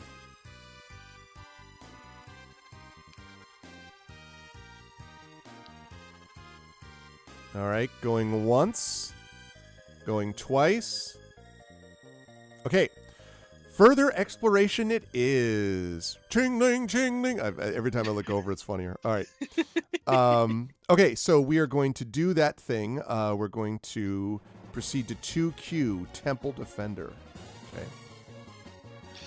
A Temple Defender, just like the one you saw in the Eastern Hall, has been modified for excavation. The construct's arm has been replaced with a mattock head attachment, easily the size of your torso, from mid-swing against the loose rock. A warrior in disrepair. The construct's eyes, made from concave mirror glass, shimmer in the dark. Circling around to look at the construct's back, you find the backplate has been removed, exposing its core and other internal mechanisms. The core is made of a round metal frame with 3 broken crystals. On closer inspection, you determine you could replace them. As you circle around the Temple Defender, something catches your eye. Around, the base of the construct's 2 missing implements, a band of arcane glyphs have been carved into its metal forearms. Let's see, do we have a lantern or a torch? We do. As the light catches the mirrored lenses in the Temple Defender's eyes, the construct takes a lurching strike towards you. Narrowly dodging the attack, you fall backwards against the rocks. The Defender, having used the last of its power, slumps forward before going still. Looks like I'll have to use a light to direct this thing.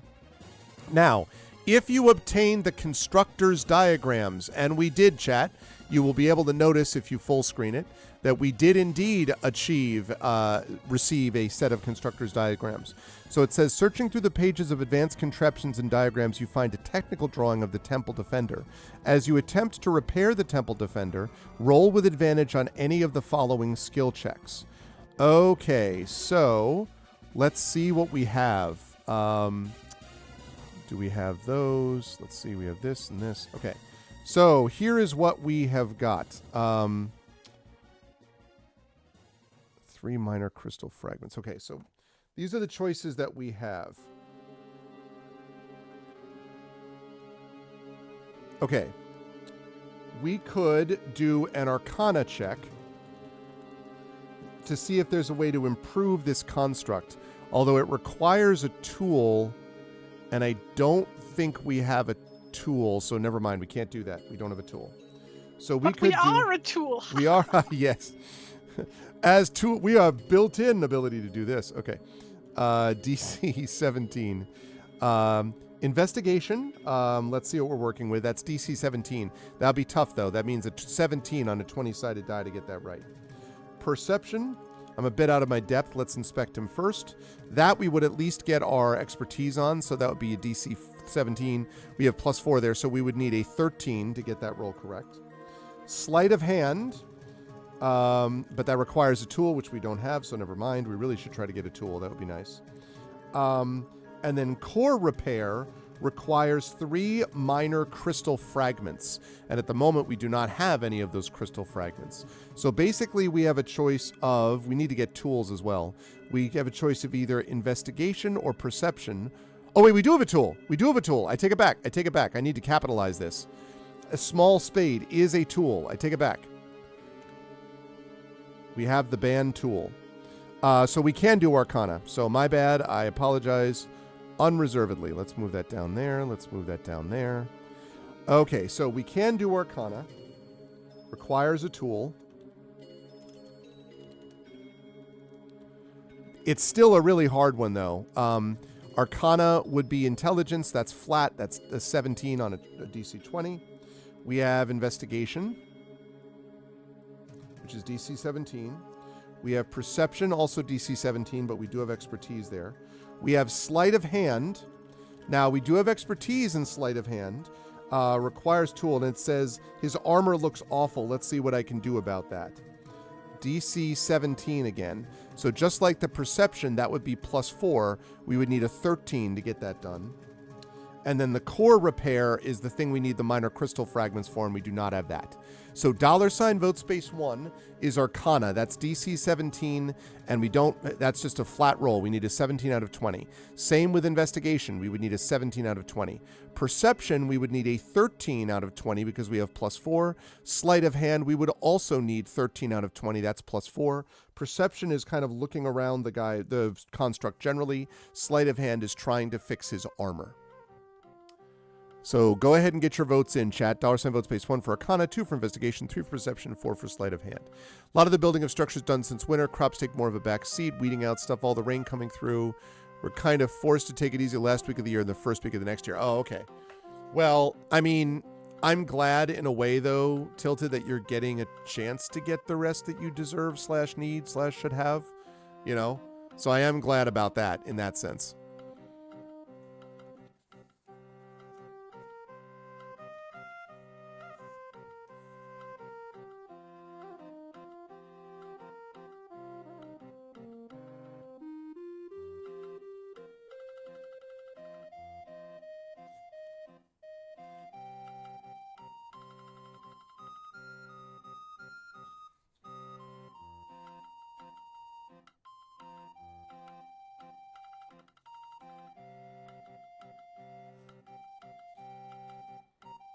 Oh, and I should mention, by the way, remember that because we have the constructor's diagram, we're rolling at advantage on any of these checks. I forgot that that's kind of important. I shouldn't bury the lead. We definitely are going to need that. That's a big deal. Vote space 4. You do need a blank there, Dr. Laser Falcon. You do need a space in between space and 4.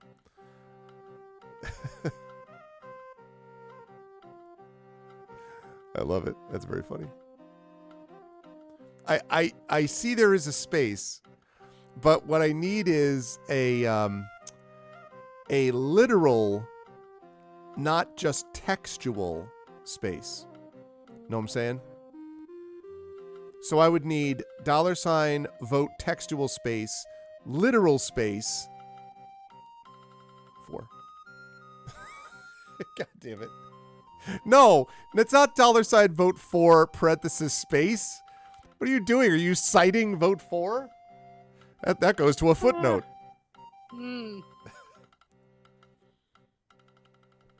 This is why, Tari, all Europeans beat out American literature. It's because of our nonsensical desire to cite our sources by doing things weird. There was a literal space. Was there actually a literal space? Is that true? There really is a space? Oh, because you have to put a space after the vote and not the word. You need to put an... Okay, listen. Hey. I am currently being trolled by a longtime friend of mine, so I'm just going to let this go.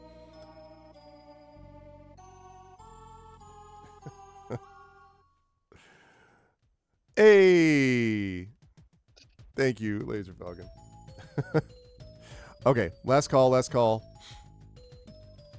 Okay, it is done. All right, now, Dr. Laser Falcon. Probably needs to be lowercase. Okay, no, you got it. You got it this time. So, we are going to do Sleight of Hand. So, what that means is we are looking for a D20. Effect Life, subscribe to Tier 2. Been a while since I caught one of these. Was wait for it. Hey, thanks for the resub, Effect Life. Thank you for the Tier 2 sub.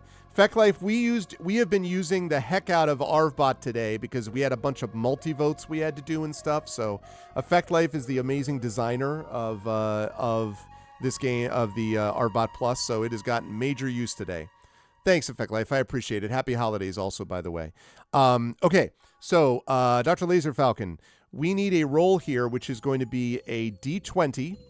It's going to be plus, plus 4, and you're going to roll it twice because we're doing this at advantage. Of course, Dr. Laser Falcon, an experienced D&D player that you can find over on DM Tozzy's channel, doing D&D stuff quite a bit.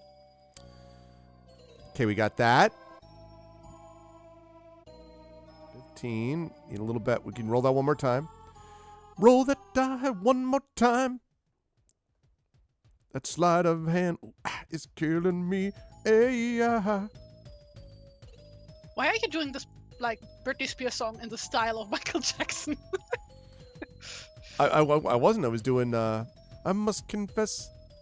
Still believe. I still believe. No, it worked flawlessly. Wow. So Dr. Laser Falcon rolls it again and gets the exact same result. We got 2 15s, which unfortunately is not quite enough. Although, you know what I'm wondering actually? So if it's +2, no, because... All right, wait a second. Let me just double check something very quickly because I may have been messing up something all this time, which would be unfortunate. Wouldn't be the first time, won't be the last. Yeah, that is wisdom. Yeah, I'm wrong. It's because I'm thinking of just the proficiency, because the modifier for wisdom is +1. So that actually works out to a 16, not a 15, but it's still not enough, even with that. Darn it. Okay, so that did not work. What happened then with the failure? Looking at the damaged construct, a memory returns to you. Lord Barrett had returned from an expedition in the north. He maintained his composure as he limped into the manor, his face scorched and bloodied. He smiled weakly to you. He climbed the stairs, tearing off his pauldrons and chestplate, dropping them. He turned. Would you takes these? Apparently he said takes. Takes these to Erland for me? You nod. Of course, sir. Sounds like Squiscar. I mean, I don't understand what that's about. It's just like a space? You should, yeah. Dr. Laser Falcon has been, we've been learning about the definition of space in different ways today. Of course, sir. While Lord Barrett was bedridden by his injuries, you spent time worrying about him, instead of paying attention while Tinker Erland repaired the armor. You spend a few hours attempting to reshape the armor. Unfortunately, it now looks much worse than it had before. Add the overworked temple defender to your notes. Well, crap.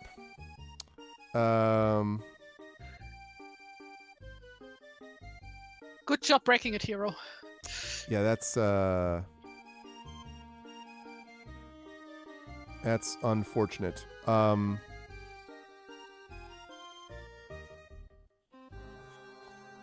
That's unfortunate. So, overworked.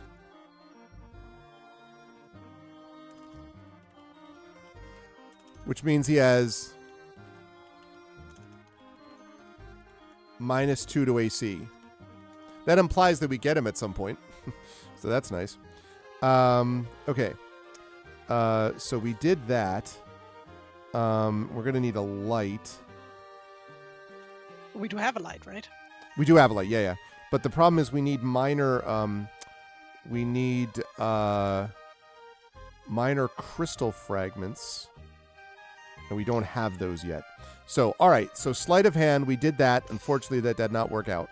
However, the good news is we still have Arcana, Investigation, and Perception. Now, again, Perception is Wisdom. So we're going to get a +5 to that roll. Arcana is Wisdom, but that, because we don't have expertise or anything, is just going to be a +1 to that roll. And then Investigation is just a flat roll because that's just Intelligence. That's 0, so 17. So we need to try again here. We will be getting advantage on each of these checks. So $ vote space 1 if you want to try to do Arcana. We'll get advantage, but we will not have... it's just Wisdom, so it's just going to be +1. Investigation, $ vote space 2 if you want to investigate. That is DC 17, and that's going to be the same roll. We're going to need to have a 17 because we don't have any bonuses to that. And then, other than rolling at advantage. And then Perception, which we will roll at advantage. Perception is +4, and accounting the Wisdom bonus, it's +5. So that would be, so we could do that too.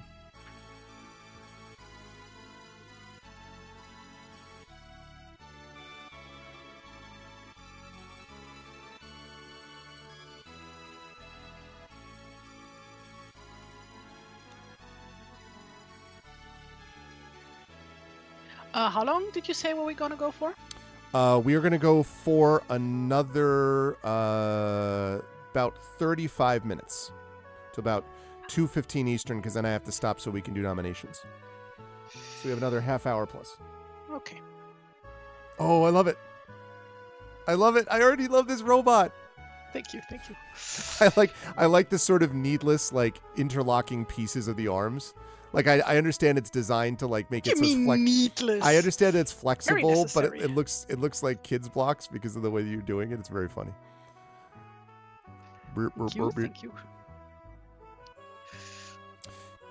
Chat, my friend Tari here is rather talented as a artist. I don't know if you all know that, but I thought I should bring that up. Thank you. What do you mean meatless? Not needless, meatless. Hey, Dragon Spear, happy holidays. Merry Christmas, Dragon, all that kind of good stuff. I hope you're doing okay. Welcome. Good to see you. Dragon, you should be happy because Final Fantasy Tactics will conclude on Thursday, unless things go badly wrong. And then after that, we have a couple. We'll be doing Dispatch again to finish up that and Sword of the Sea. And then we're going to be moving into Metroid Prime 4 as finally Metroid Prime is returned. Somehow, the Metroid Prime returned. Yes, I figured you'd be happy about that. I had never heard of Metroid until Smash Bros. Came out. Oh, really? Such a good game. I loved the original Metroid, which was hard. Metroid, Super Metroid, I played Metroid Fusion, and then I played all the Metroid Primes, which are amazing, and Metroid Dread, which was my game of the year. So, yeah. God, Metroid Dread is so good. But I'm excited to play Prime 4. Okay, last call. I love Metroid. He's my favorite hero. My favorite character in Zelda is your hero, Zelda. Yes. It's funny that they leaned into that and eventually made a game where you actually do play Zelda. They're just like, fine. That's what you always wanted anyway. Okay. Perception, right. Okay, so, Dr. Laser Falcon, this one is going to be a D20 plus 5, and you're going to roll that twice. We're looking for the higher result. We do need to perceive. We must perceive.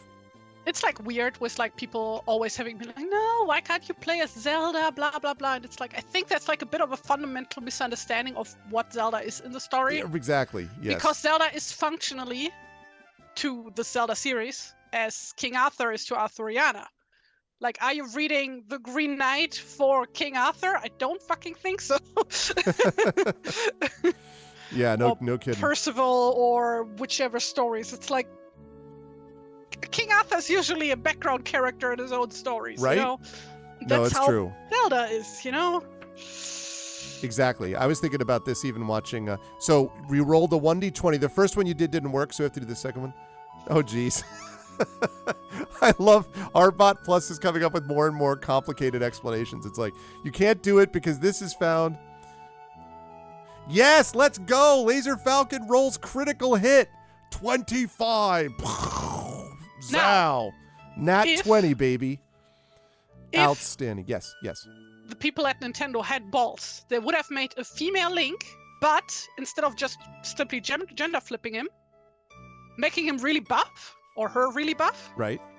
So you have like this really strong, muscular woman, buff woman, next to this little twink Link, Like, that would have been the correct call to do instead of just like, Agreed. I agreed. Instead of just making... That would have been gender equality. They're probably like, look, we're making strides for us, theoretically, is what they would say. I did really like Echoes of Wisdom, though. And apparently I'm the only person who did, so... Haven't played it yet, so I don't know. Cannot comment. Great roll there, Laser Falcon. So... All right, the Temple Defender's armor plating has been dented and scraped by a fallen rock, and by the incompetent way in which you didn't fix it the last time. No, that was me. You determine there's a slight amount of structural damage based on the construct's leaning stance. On taking a closer look, you find, it's very important, you don't just find, you find, a string of glyphs had been etched into the Temple Defender's forearm. While you're unable to decipher the glyph meanings, you can identify a flaw in the string. Part of a rune had been scuffed, rendering inert. We are jumping back and forth from present to past tense like it's our job. Return to the previous page. Choose another skill to interact with the Temple Defender. If you choose to make an Arcana check, you may add +3 to the roll. All right, so we can't make another perception check, but we can do this.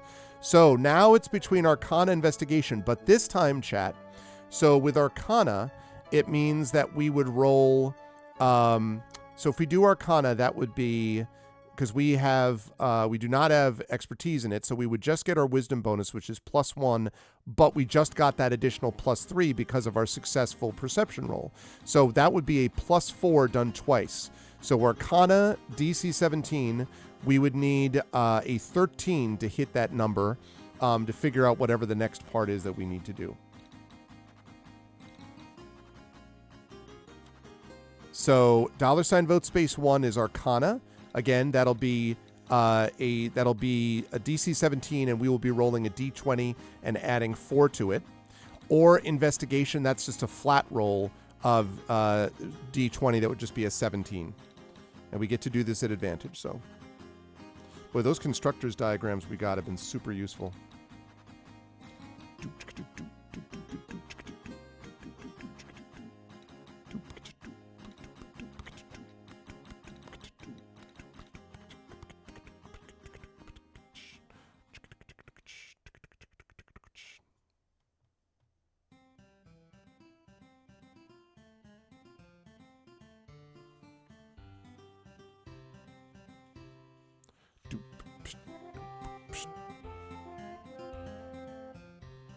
Now listen to this banger, chat.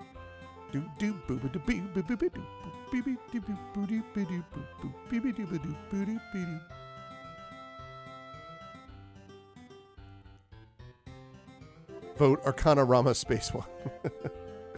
I like Effect Life. You should feel good that your program is so robust that you can add things like Arcana Rama Space or all the weird stuff Laser Falcon was doing earlier before it started kicking out like, I can't do this. It was pretty robust before it got to that point. Try adding a backspace into it. Let's see what then happens. Backspace. And then it implodes. Has a literal space. Backslash, not backspace. A backslash. Sorry. Well, I mean, backspace would be just as funny. Like, why isn't it working? I just keep putting in space. I do backspace. And just keep losing ground every time. And going once, going twice, closed. Okay. As long as it doesn't break any subsequent commands, it's fine. Yeah, I mean, it's but I was impressed, though. Okay. Like, if you fed that to ChatGPT, half the internet would go down. Sorry, not sorry. Piece of garbage. All right. Anyway, so Arcana. All right. So, Dr. Laser Falcon, for this one, we're looking at a DC 20, and we're going to be adding +1, +3. So, +4. So, DC 20 +4. We're rolling it twice, and we're looking for a 17. 17. 17. 17. That's what we're looking for. That's what we're looking for. We got a 15, not quite, but we're rolling at advantage. Do we have a torch or a lantern? Or We have a what do torch.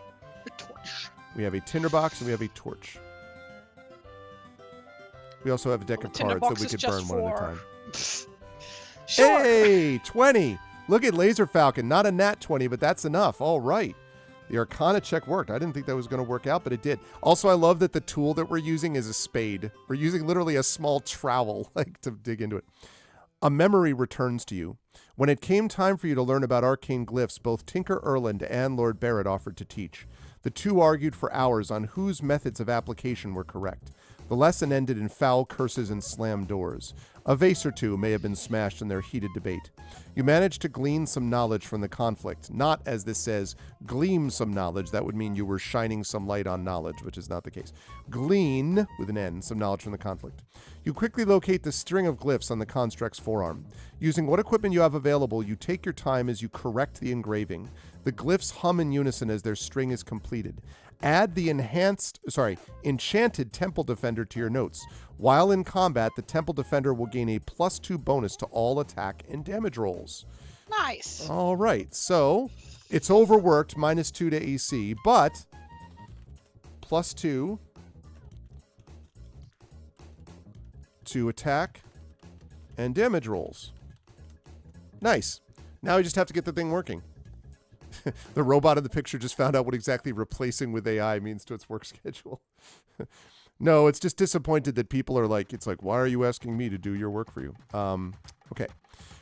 Right. So we have done all of that. So the only thing that we have not done yet is we have not yet managed to repair it, because investigation just improves a check that we already failed at. So let's see. So now we get the, we need to do the path. All right, so we go back to the nave, basically, is what this means. And what we need now, chat, is we need crystals of some kind. So we need something. We need to find some crystal fragments of some kind or another. So, and let's see. Okay. So we've done that. Blah, blah, blah. Carry the one. Okay. So we have now done the construct here, but we did not actually do the other stuff that once we were back there. So now that we're looking at the construct, so we know that we need to get crystals, 3 crystal fragments to repair the Temple Defender. In the meantime, we have this that we need to think about. Let's see. So now that we're back in the nave, we could do athletics. That, however, is going to require, as I mentioned, that is going to require a 20, because we have a -1 to strength. We have +2 to our proficiencies. So we would need a 20 to hit that. Now, Dr. Laser Falcon did get a +1, did get a nat 20 already, but obviously we're not doing that at advantage. So one option is that. We could also do, we could do investigation. Surely something useful can be found around here, it says. That's DC 13. That's just a flat roll. Perception, we have not done yet. So we could do that. Perception, we do have +5 to that roll. So that is a DC 13. We do have a +5 to that, as I mentioned. We don't do further exploration because we just did that. We can't do inventive escape yet because we need a temple defender. And so those are basically the options we have: athletics, investigation, or perception. Athletics, we would need a DC, we'd need a 20 to get that. Investigation would be a flat roll, so we need a 13 to get that. And a perception, because of our 5, we would need an 8 to get that. So $ vote space 1 is athletics, 2 is investigation, 3 is perception.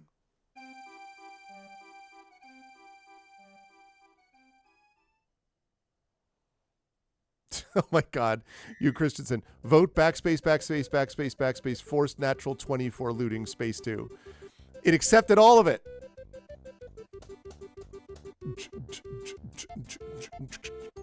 And again, none of these will be at advantage. So athletics is going to require Dr. Laser Falcon to hit a nat 20, which, you know, I'm sure he has it in him, but still. Investigation would be a flat roll. We would need a 13 on a 20-sided die. Perception, because we have +5 to that roll, would require an 8 on a 20.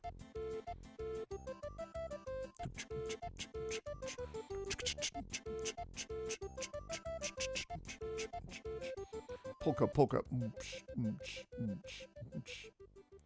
All right, we have 2 votes for investigation.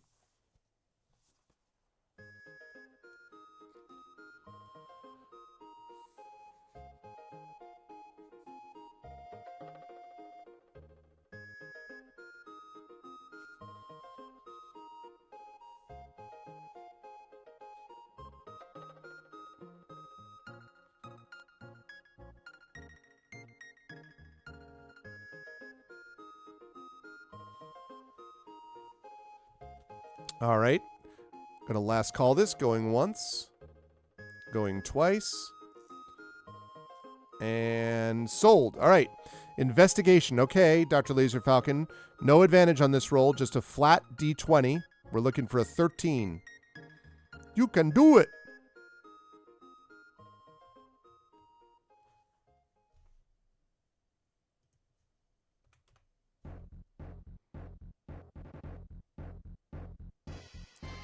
15 does, in fact, get it right. Wow. Dr. Laser Falcon cooking with gas today. All right, good stuff. Gets the roll. While carefully clearing away pieces of marble, you find an intact holy water font turned on its side. Only a tiny amount of water remains in the basin. Add 1 vial of holy water to your inventory. You do not find anything else of use. All right, so we now have a vial of holy water. Could be useful. I could see situations where that might be useful. Holy water in my lungs. Okay. All right, 2 choices left, chat. $ vote space 1 is the have to hit a 20 or we're out of luck. $ vote space 2 is perception. We would have to get an 8 on this one because we have a +5. So $ vote space 1 for athletics, which is I want to go home. $ vote space 2 is taking a quick look around before doing anything else.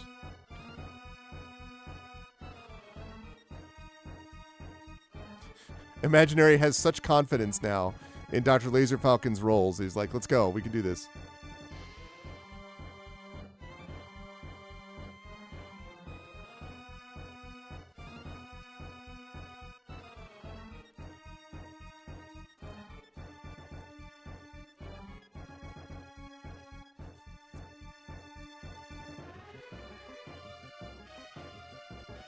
We totally can do this.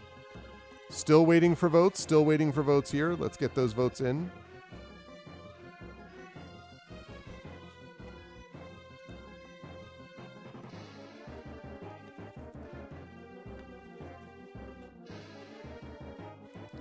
Oh my God. Vote confidence we can do it. Dr. Laser Falcon is suddenly, I was about to say the Patrick Mahomes of dice rolls, but given what happened at Patrick Mahomes, maybe I should save that until he's recovered from his ACL. He's right now, Dr. Laser Falcon is seen as the Josh Allen of dice rollers. Uh-huh. Definitely. I concur. Josh Allen is a former NFL MVP and is one of the top 3 quarterbacks in the game. Probably top 2, actually. That is what sport? In American football. Ah. He's like the Lionel Messi of that should make more sense. That's like world football. Yeah, I know that name. Greatest soccer player of all time. Quite literally, actually. He's like the TariToons of illustration, okay? That's what I'm saying. Yeah. All right. Okay, Dr. Laser Falcon, are you feeling this? Not a sport a lot of people pay attention to. Right, Dragon? Are you feeling this, Laser Falcon? Do you think you will be able to hit this roll? This is, again, I am not, but let's go. So this basically is, it's D20. You're looking for a D20 plus 1. You need a nat 20 on this. If you had one shot, if you had just one chance, can you do it? Professional life in a nutshell. It was a good effort. It was a 17, but that's not quite enough. Unfortunately, it was a good effort. Let's see. Desperate homesickness and self-preservation urges you to claw your way towards the light. The palms of your hand shred as you rake through glass and stone. Take 1 point of damage. Your body aches and doubt creeps into your mind, telling you the task cannot be done. You sink to your knees, defeated by a pile of rocks. Well, damn it. It was a good effort. The good news is, though, we have one more thing to try, and that is perception. So this one, Laser Falcon is going to be rolling one last time. It's our last thing to do. D20, last thing to do in this area, I mean. So we're going to roll a D20 plus 5.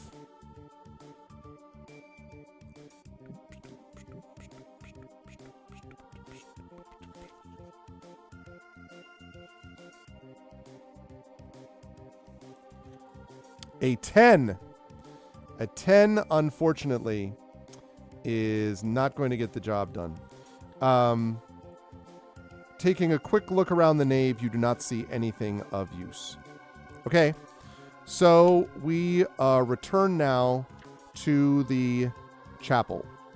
So we have returned back to the chapel. And I think we did...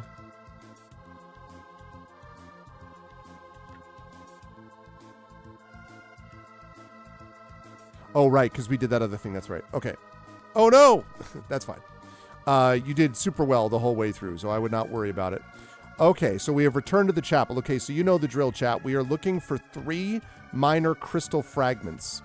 We have to do that. The other thing we have to do is we have to get more light in here. We got the bright path in the eastern hall ready, but we still have the other halls that we have to get ready on top of it. So, now that we are back in the chapel... we have the following possibilities before going back to the Eastern Hall. So we can basically try to pray to Yolanti.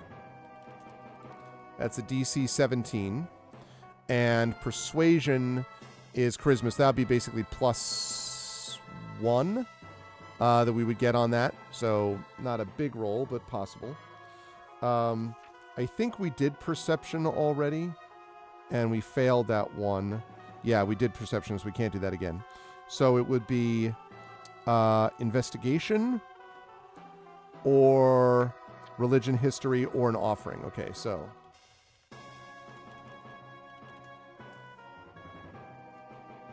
DC 15. That, again, would be a flat roll, just 15 you're just looking for. And then Religion or History check. And in our case, that would just be Wisdom, so that would just be +1. DC 15. Or make an offering.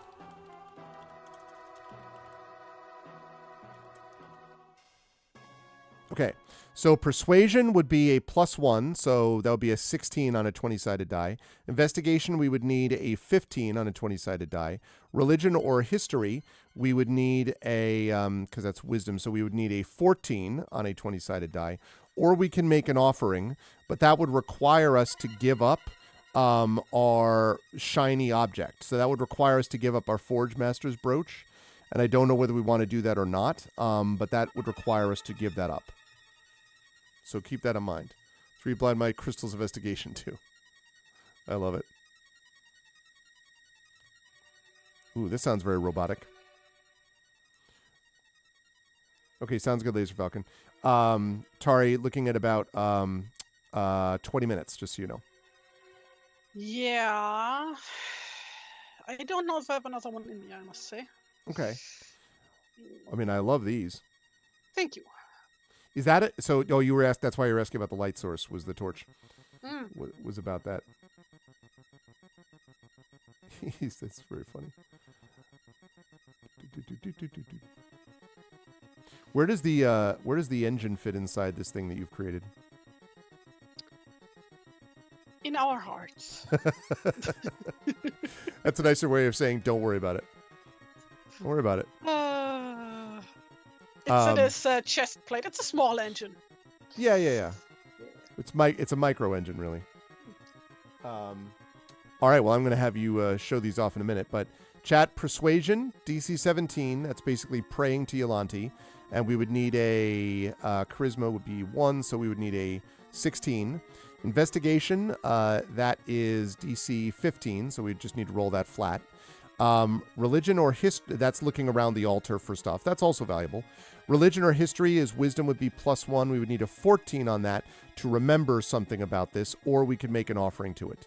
So $ vote 1 is Persuasion, $ vote space 2, is Investigation, $ vote space 3 is a history check, $ vote space 4, we make an offering.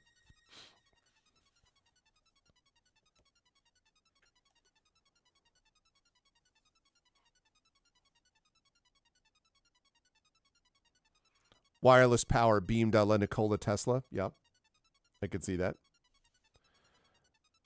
Investigation. All right, so between the next one, Tari will show off her awesome drawings once we've gotten this vote done.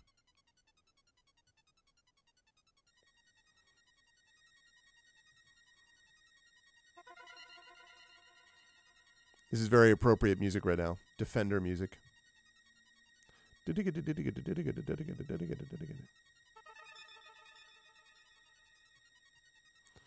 All right. Going once. Going twice. Okay. The winner is investigation. Okay, so what we need for this is you're going to be rolling, no advantage on this one. You're just going to be rolling a DC 20. We're looking for a 15.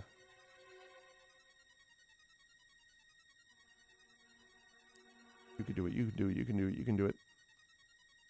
You can do it. You can do it. You can do it. You can do it.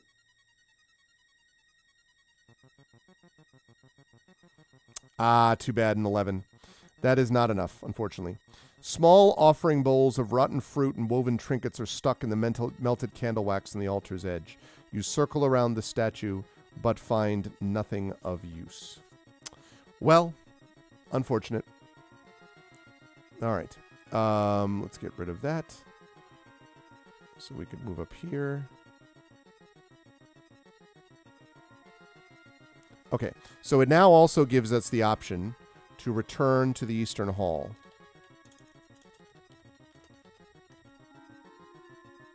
Okay, so we can try to persuade chat. Again, that's DC 17s. That'll be +1, so 16 on a 20-sided die.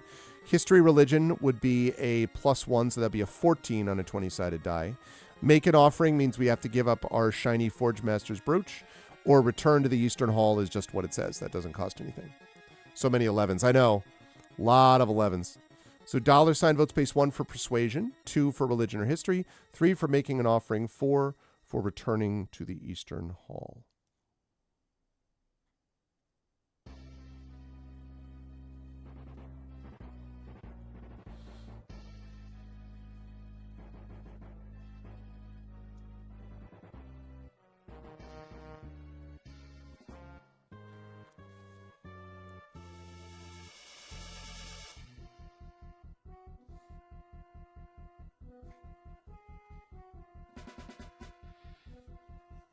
All right, we have some votes for religion and history.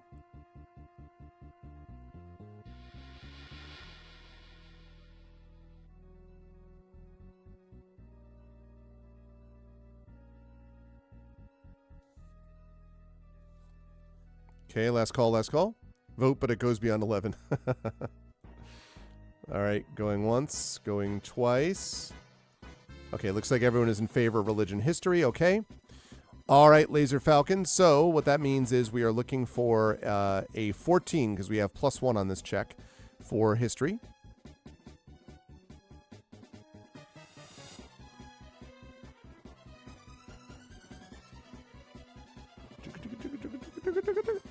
So 20 + 1, we're aiming for a 15. 17. Hey, there we go. Nice roll. Good stuff.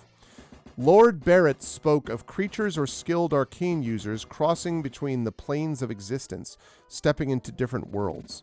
It looks like they trapped all of the fiends. I wonder where that is. So, apparently, the fiends have been trapped in a world beyond, at least if I'm to understand this properly. Good stuff. Well done, well done. That gave us some info, which leaves us with this 3, chat. Either persuasion, again, DC 17s, that'd be 16, make an offering, or return to the Eastern Hall. What do you want to do, chat? $ vote space 1 for persuasion, 2 for offering, 3 to return to the Eastern Hall.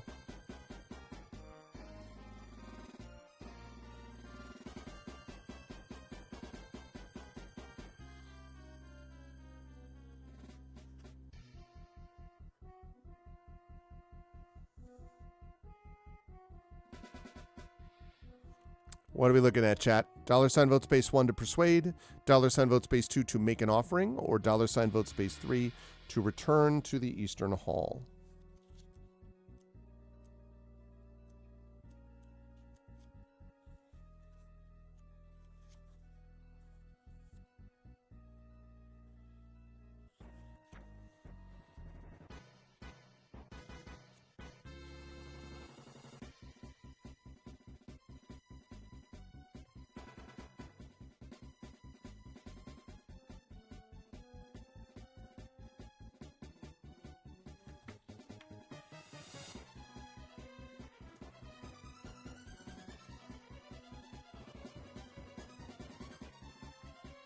Okay, because we already did that. All right, what do we think, chat? I need a vote here. $ vote space 1, persuasion, 2 for make an offering, or 3 for return to the Eastern Hall. So please get our votes in, because we only have about another little over 5 minutes or so before we want to do our wrap-up and take a look and see what we've got and look at Tari's amazing drawings and all that good stuff. We have our marching orders. We know we need to get those crystals and get that thing working, and we need to get the bright path working in the other halls. We have the bright path working in the Eastern Hall, but we need to get it in the other halls as well.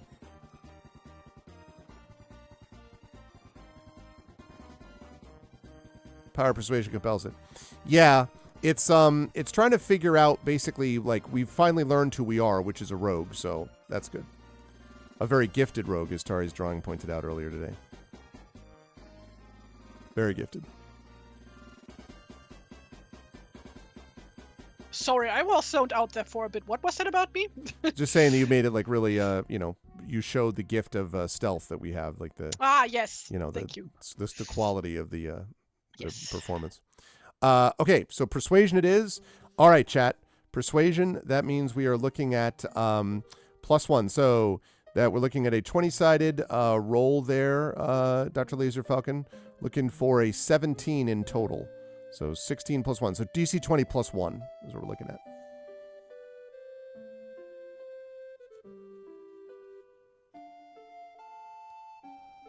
Will we successfully persuade? An 8. Don't think that's going to get the job done, to be honest. I'm guessing. The earth rumbles beneath your feet. The vaulted ceiling above the altar shatters, dropping slabs of plaster and stone onto Yolante's statue. As the dust clears, you see the altar and statue have been smashed to pieces. I'm sorry for the intrusion. Well, that's, we're not going to be doing that. Okay, so we're going back to the Eastern thing because we can't leave an offering now because it's been destroyed. Okay. So, let's see. If we go back to the Eastern Hall, we've already done a lot of this stuff in the Eastern Hall. And actually, we already went in the Forge Master's Workshop also. So, let me just double check and make sure.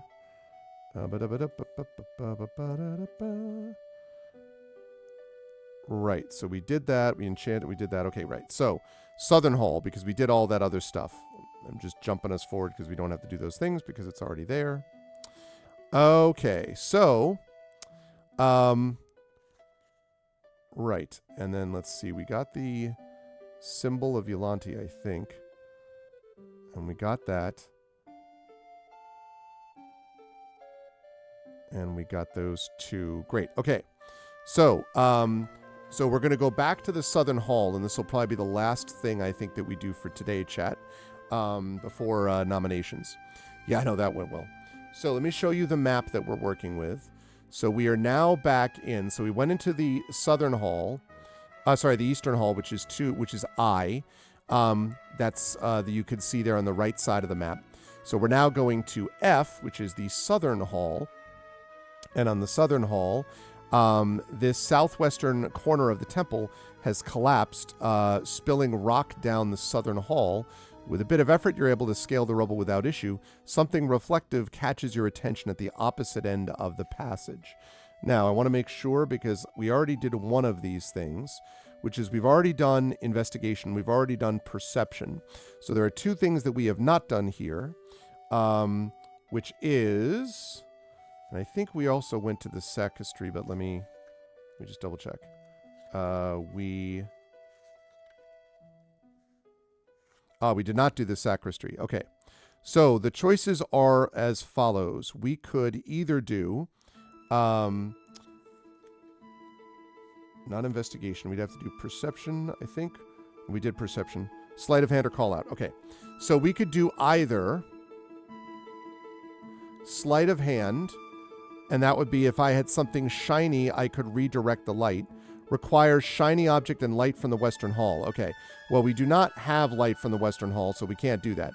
So basically our choices are, we can either, let me see if we even have a choice or whether we have to do this one. Yes, okay. So that means we return to the southern hall. We've already done investigation. We've done perception. We don't have light from the western hall yet. So that means the only thing we can do is call out. That's our only choice, is to call out. So we're going to do that. Something skitters through the brass pipeline above. Then silence. The aperture locking mechanism in the middle of the southern hall shrieks as it opens. Dropping down from the hatch is a spider-like construct, no larger than a house cat. The construct's beady glass eyes stare directly at you. Brilliant green sparks erupt from the remnant construct as its heavy metal body collides with the floor. Bits of tile go flying from the impact. The spider-like construct's beady eyes spin erratically in their socket, staggering the construct's every step. And it says blinding sparks. Broken wiring erupts in dazzling white sparks, overwhelming your eyes with intense afterimages. You furiously shake your head back and forth. Let's see. Attempting to loosen the phantom image from your gaze. So, let's see. Regaining your vision, your eyes focus on the southern hall ahead of you. The construct is now missing.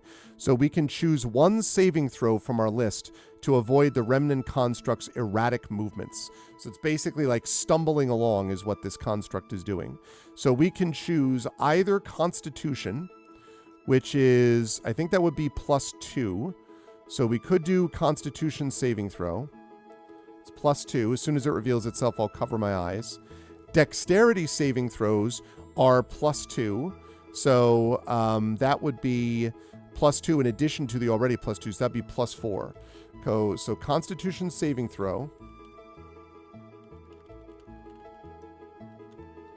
Dexterity saving throw. Or Strength saving throw. And I'm here to tell you we should not do a strength saving throw because we are not strong. So we have 3 choices. Constitution saving throw is DC 13. And again, that would be a +2 to that check. Dexterity saving throw is also DC 13, but that's +4 to that check. And strength saving throw, which is DC 13, would be a -1 to those saving throws. Hey, what's up, Zach? It is indeed the Dr. Laser Falcon. It is indeed. Who's been rolling for us. All right, chat. So what do you want to do? Good to see you, Zach. So con saving throw, Constitution saving throw, that's DC 13. That would be, again, that would be +2. So that'd be DC 20 +2. Dexterity saving throw would be +4. So that'd be DC 20 +4. Or strength saving throw would be DC 20 -1. And you can see the DCs, the difficulty checks there. So go ahead and get these checks in, chat. Because as soon as we're done with this one, we will be saving it. And we'll pick back up in January, and we will look at Tari's amazing drawings. Then we will do nominations for the Patreon Field Chat Shows Game of the Month. And then I've got to rise up on out of here because I have a medical appointment I have to go to before my 500th episode of Pen and Pixels over on GOG.com at 4:30 p.m. Eastern.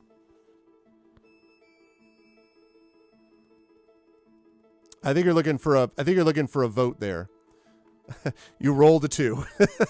You're like 2. A $ vote space is what you're looking for to get the vote. To get your vote in. Though I appreciate your readiness to roll at all times. Hey, Carol.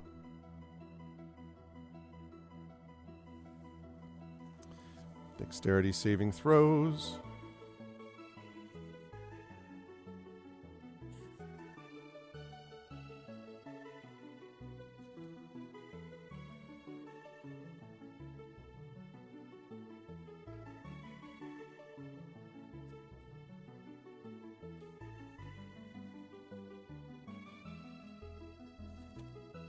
All right, here we go. Last call.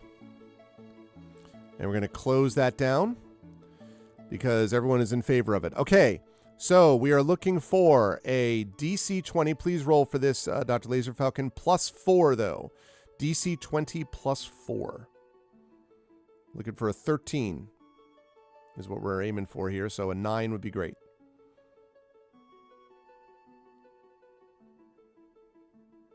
Hey! 3. All right. Success. So we make the saving throw. The sound of arcing electricity alerts you to the construct's presence.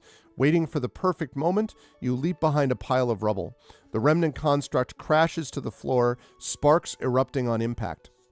The construct's mechanical legs flail as it attempts to turn itself over. It says, begin combat. As you begin combat, re-roll the remnant construct's first attack, taking the lower number of the two. Okay, well, since we have advantage on this, I'm going to do this quickly. I'm going to make, I think, because I said we would go to 220 before we do nominations. We might be able to one-shot this. It would be useful if we could. So what we are going to do is, we are, let's see, we are going to roll. So we're going to roll our attack. Now, we have our daggers, but remember that on our daggers, we have our dex bonus. So basically, we're looking at DC 20 plus our dex bonus is 2. So DC 20 plus 2, plus we're proficient in it. So another 2. So DC 20 plus 4. And if we hit it, we get sneak attack damage because we have advantage on it because of the awesome dex saving throw. So Dr. Laser Falcon, if you would be so kind as to roll DC 20 plus 4, roll it twice, and let's take the higher of the two results. Okay, got a 10, or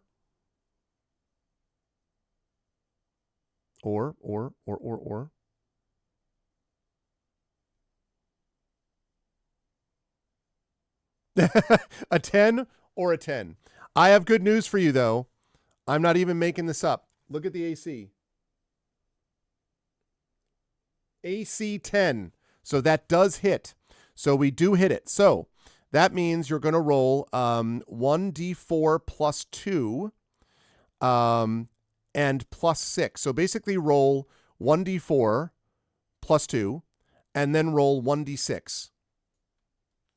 And we haven't even done the second hit yet, but let's do the second one. But let's aim for that first. So 1d4, so that's 3. Okay, now you roll 6. We obliterate it. That is 8 points of damage. Or no, that's 9 points of damage, and it only had 5. So we obliterate it. The construct crashes to the ground, sparks flying from the frayed wires. Something green radiated from beneath the construct's plating. Reaching in, you gently pluck it out. Add 1 minor crystal fragment to your inventory. Hey, we needed a minor fragment. We need 2 more of those, but we needed 1 of them. All right, now we're cooking with gas. 1 minor crystal. Good hit. 1 shot, 1 kill.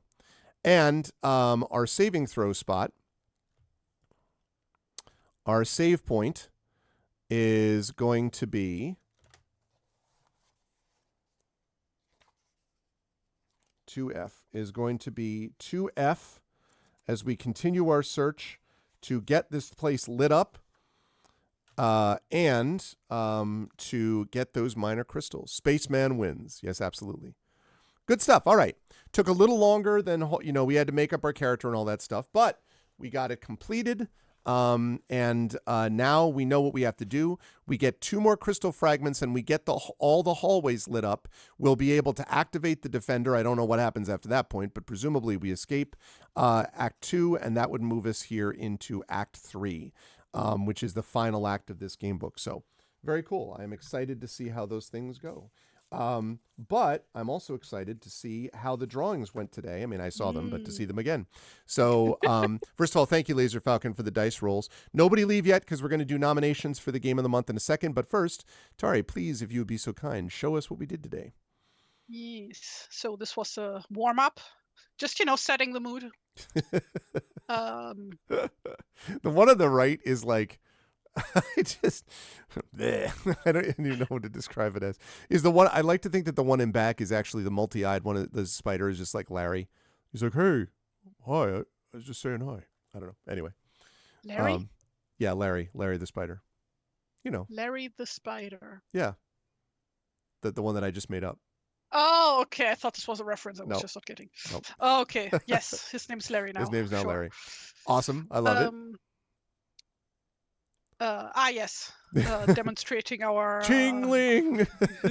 This our stuff. great sneaking skills. I don't remember Stealth. her having that many bells before. Did she always have that many bells? Oh yes, she did. Really? Well, Okay. technically, I designed them first as pompons, but Oh, okay. So now they're bells. That was great. yeah, here. See?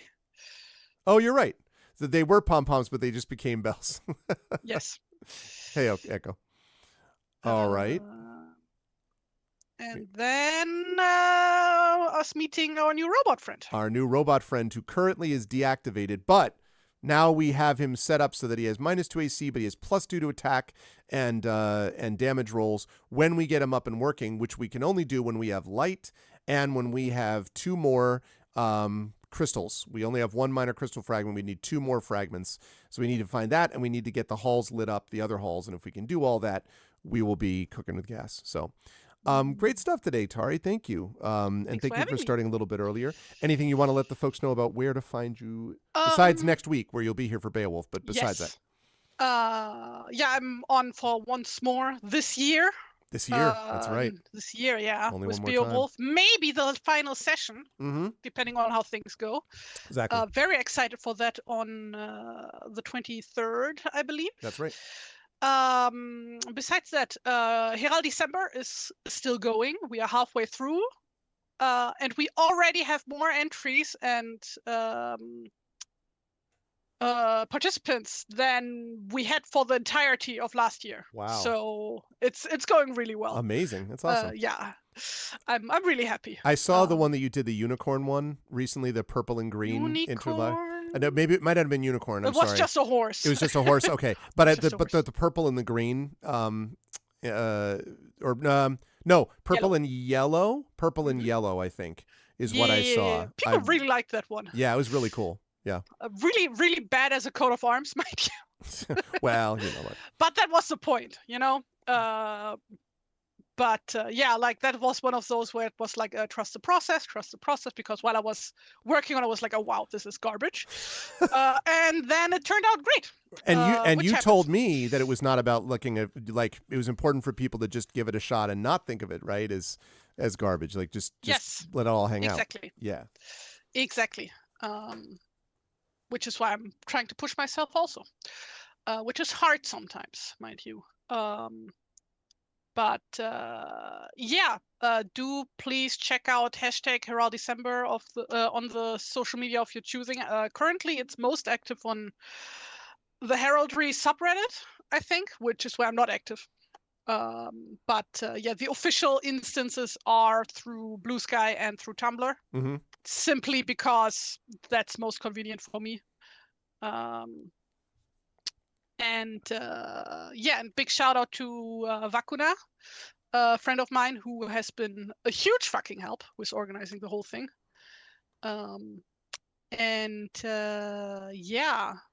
Please go check out things. It's really nice. Very cool. I'm glad that's working out because I know you were really excited about it. I'm glad it's been working well. So yes, it's good. Yes. Same. Because just like the enthusiasm for the whole thing this year has been spectacular. Super cool. Yeah. Super cool. So I'm also participating. So now you can find me posting my art daily for the rest of the month to my social medias, which are on Blue Sky and on Tumblr and on kara.app at TariToons. Just posted as you see, chat. So you can check that out there. Yeah. Please go follow me there. That's me. Next week we go fight a giant, I guess. That's right. Next week it is the battle of the giant versus, and also battling a mom maybe, and there's a lot to go on, but and we will continue with Lost in the Dark next month, chat, as we have made some good progress here, and now we know what we're doing. So I am pleased with that. So yeah. Thank you, Tari, so much. Chat, can we get some love for the amazing and awesome TariToons, who you will see more of next week? Tari, thank you. Thank you for being willing to start a little early as well. Goodbye. Bye-bye. Bye for now. Au revoir. Toodaloo. All righty. Good stuff as always. I am just so fortunate to be able to have Tari with us doing these things. I feel just very blessed to be able to have her doing it because it's amazing to watch her do these things every time. It's really cool. Okay, now chat. We have to do this quickly because I have got to get heading out to a medical appointment so I can get back in time for episode 500. That's right, episode 500 of Pen and Pixels. So let me just make a quick note that this was December 16th, 2025. That is saved. Outstanding. So we're going to close that. No, I don't want to close that yet. I'm going to close this. I'm going to close this. Okay. So, what game should Arv play this month? Okay, this is going to be 2 weeks from now, remember. Nominations open today, final vote next week. What's it going to be? Oh, shoot. Right. Let me do that. Nom game. Okay, I've enabled the Nom checkbox. Thank you. I forgot about that. Thank you, Effect Life. God, this is such a good program. Okay, look at that. It even shows you who elected what. That's so cool. Thank you, Effect Life. I know you had mentioned it to me, but I've been swamped as usual. Thank you. Right, so we have Jazz Jackrabbit 2. I know what that is. What's Flotsam? Puzzle box thing. Well, it depends, Effect Life. It depends because I loved Strange Antiquities, which was sort of puzzle adjacent. I do like kind of like oh God, I don't know if this is going to make any sense. Like escape room level puzzles can be fun sometimes. I just don't like pixel hunting and ridiculously obscure logic puzzles where it's like, jump up and down, make a hamburger, and, sing something from The King and I, and then the rocket opens. Like that's the thing. That's all. Tiny Bookshop, I've heard good things about. Nonstop, did you hear that Tiny Bookshop, that had been temporarily delisted because of using the word arsehole, ARSEHOLE? And then they put it back up again, but it was like, come on, guys, really? Like, I'm not a big fan of profanity, tons of F-bombs or whatever, but arsehole, I mean, come on, man. What are we doing? That might be a whole different thing. Or arsenal, if I were Dragon Spirit, I'd be unhappy about that. Okay, we have votes for Jazz Jackrabbit, Flotsam, The Room series, Tiny Bookshop. I will take any others. Last call, though, because I got to get out of here very soon. Last call.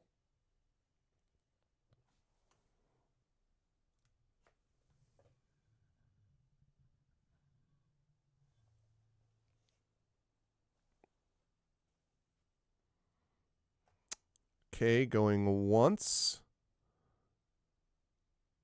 Going twice for those. Okay, so now those are the nominations as just The Room. That's cool. So now what we're going to do is we are going to open this up. Very cool. And now we have that vote. So $ vote space 1 for Jazz Jackrabbit, $ vote space 2 for Flotsam, which is apparently like Flying Kingdom, which is cool. $ vote space 3 for the Room series, $ vote space 4 for Tiny Bookshop. Oh, sorry, Triffid. I already closed it because we had 4 choices. Top 3 choices are going to get through because I got to get going. So I can't. I've got to get this done and head out so I can get to this appointment and get back in time for tonight's GOG stream. All my grades, by the way, were put in yesterday. Everything has been loaded in yesterday, so I have to do a bit of writing catch up today. But otherwise, it's going to be this break is going to be writing. Besides hanging out with family, which is always its own thing, writing and streaming. That's basically it. It's writing and streaming and hanging out with family is basically what we've got. So I am excited for that. All right. Well, it looks like The Room is coming through. We currently have tie for 3. So we need to get the top 3. I would even take the top 2 vote getters if need be. I normally like 3, but I can do 2. I can't do 4 though. So we either need someone to change their vote or we need someone to add the vote. $ vote space 1 is Jazz Jackrabbit, 2 is Flotsam, 3 is The Room, 4 is Tiny Bookshop. I get to run a tiny bookshop. That's what I've always wanted. The Room series and Tiny Bookshop. Oh, thank you, Imaginary. Again, these things, as you all know, when you nominate something, generally, if you are persistent enough, unless I completely veto it, then usually that'll be enough for it at some point to get in. Yeah, I was going to say. All right, so we've got 2, and we've got Jazz Jackrabbit, so that's 3. So I'm going to do this. Going to do a last call. Going once.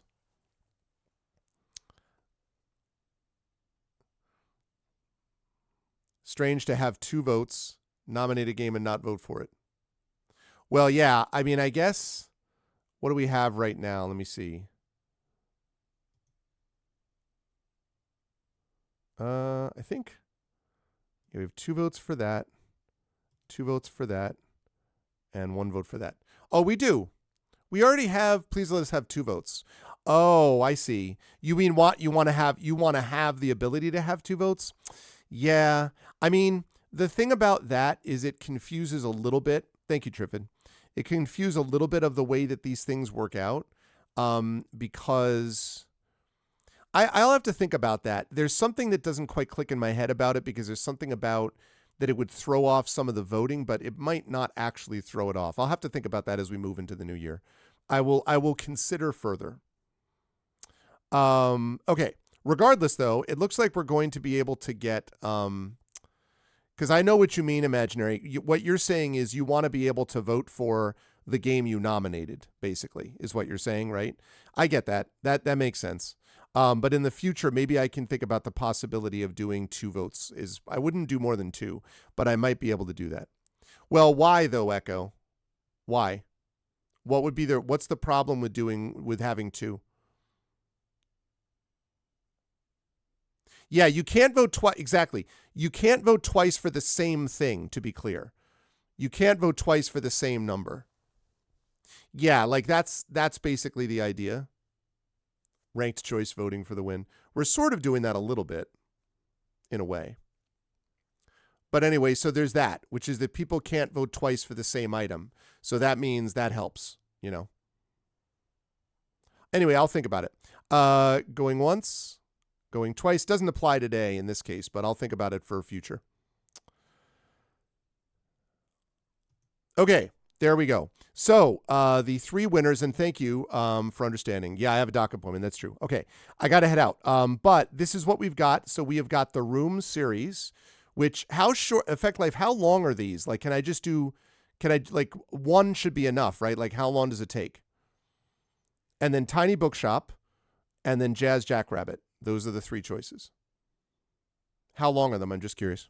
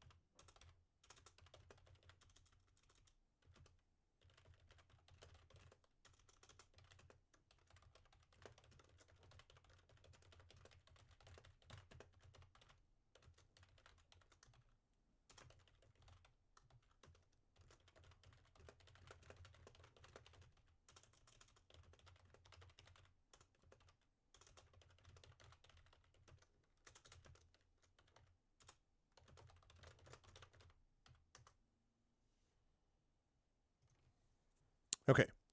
1 or 2 or a couple hours each. Oh, perfect.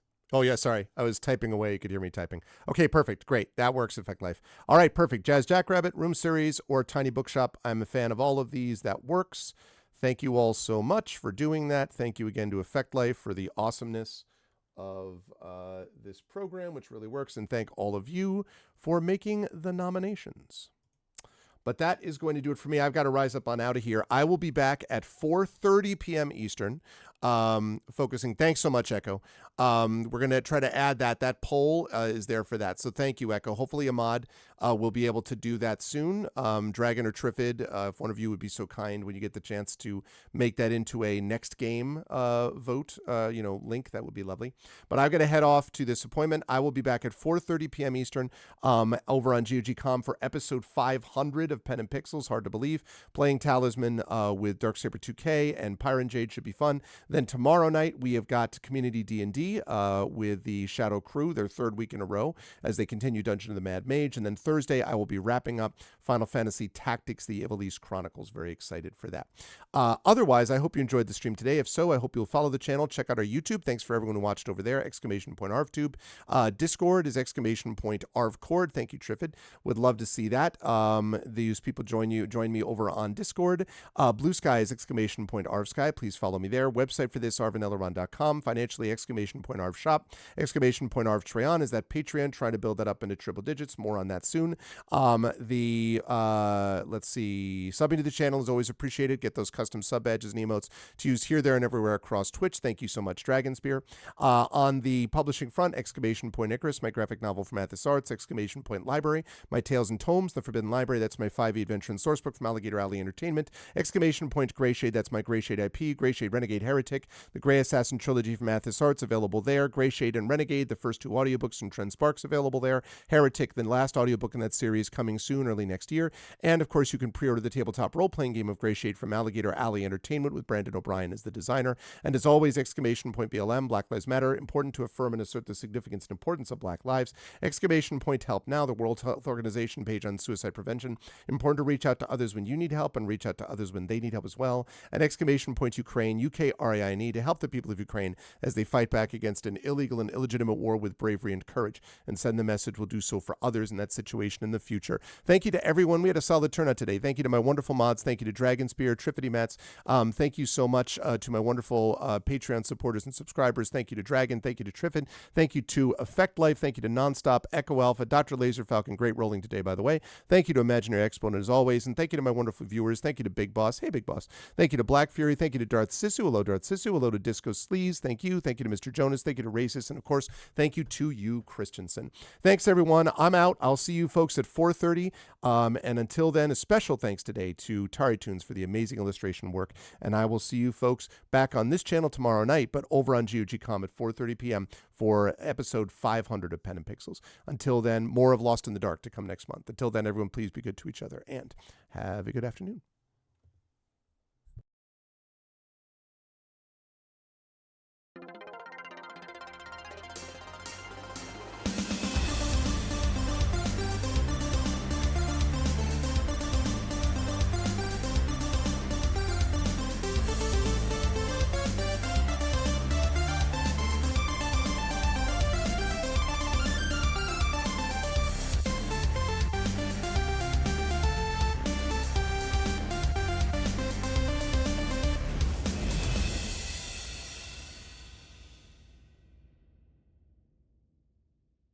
Huh?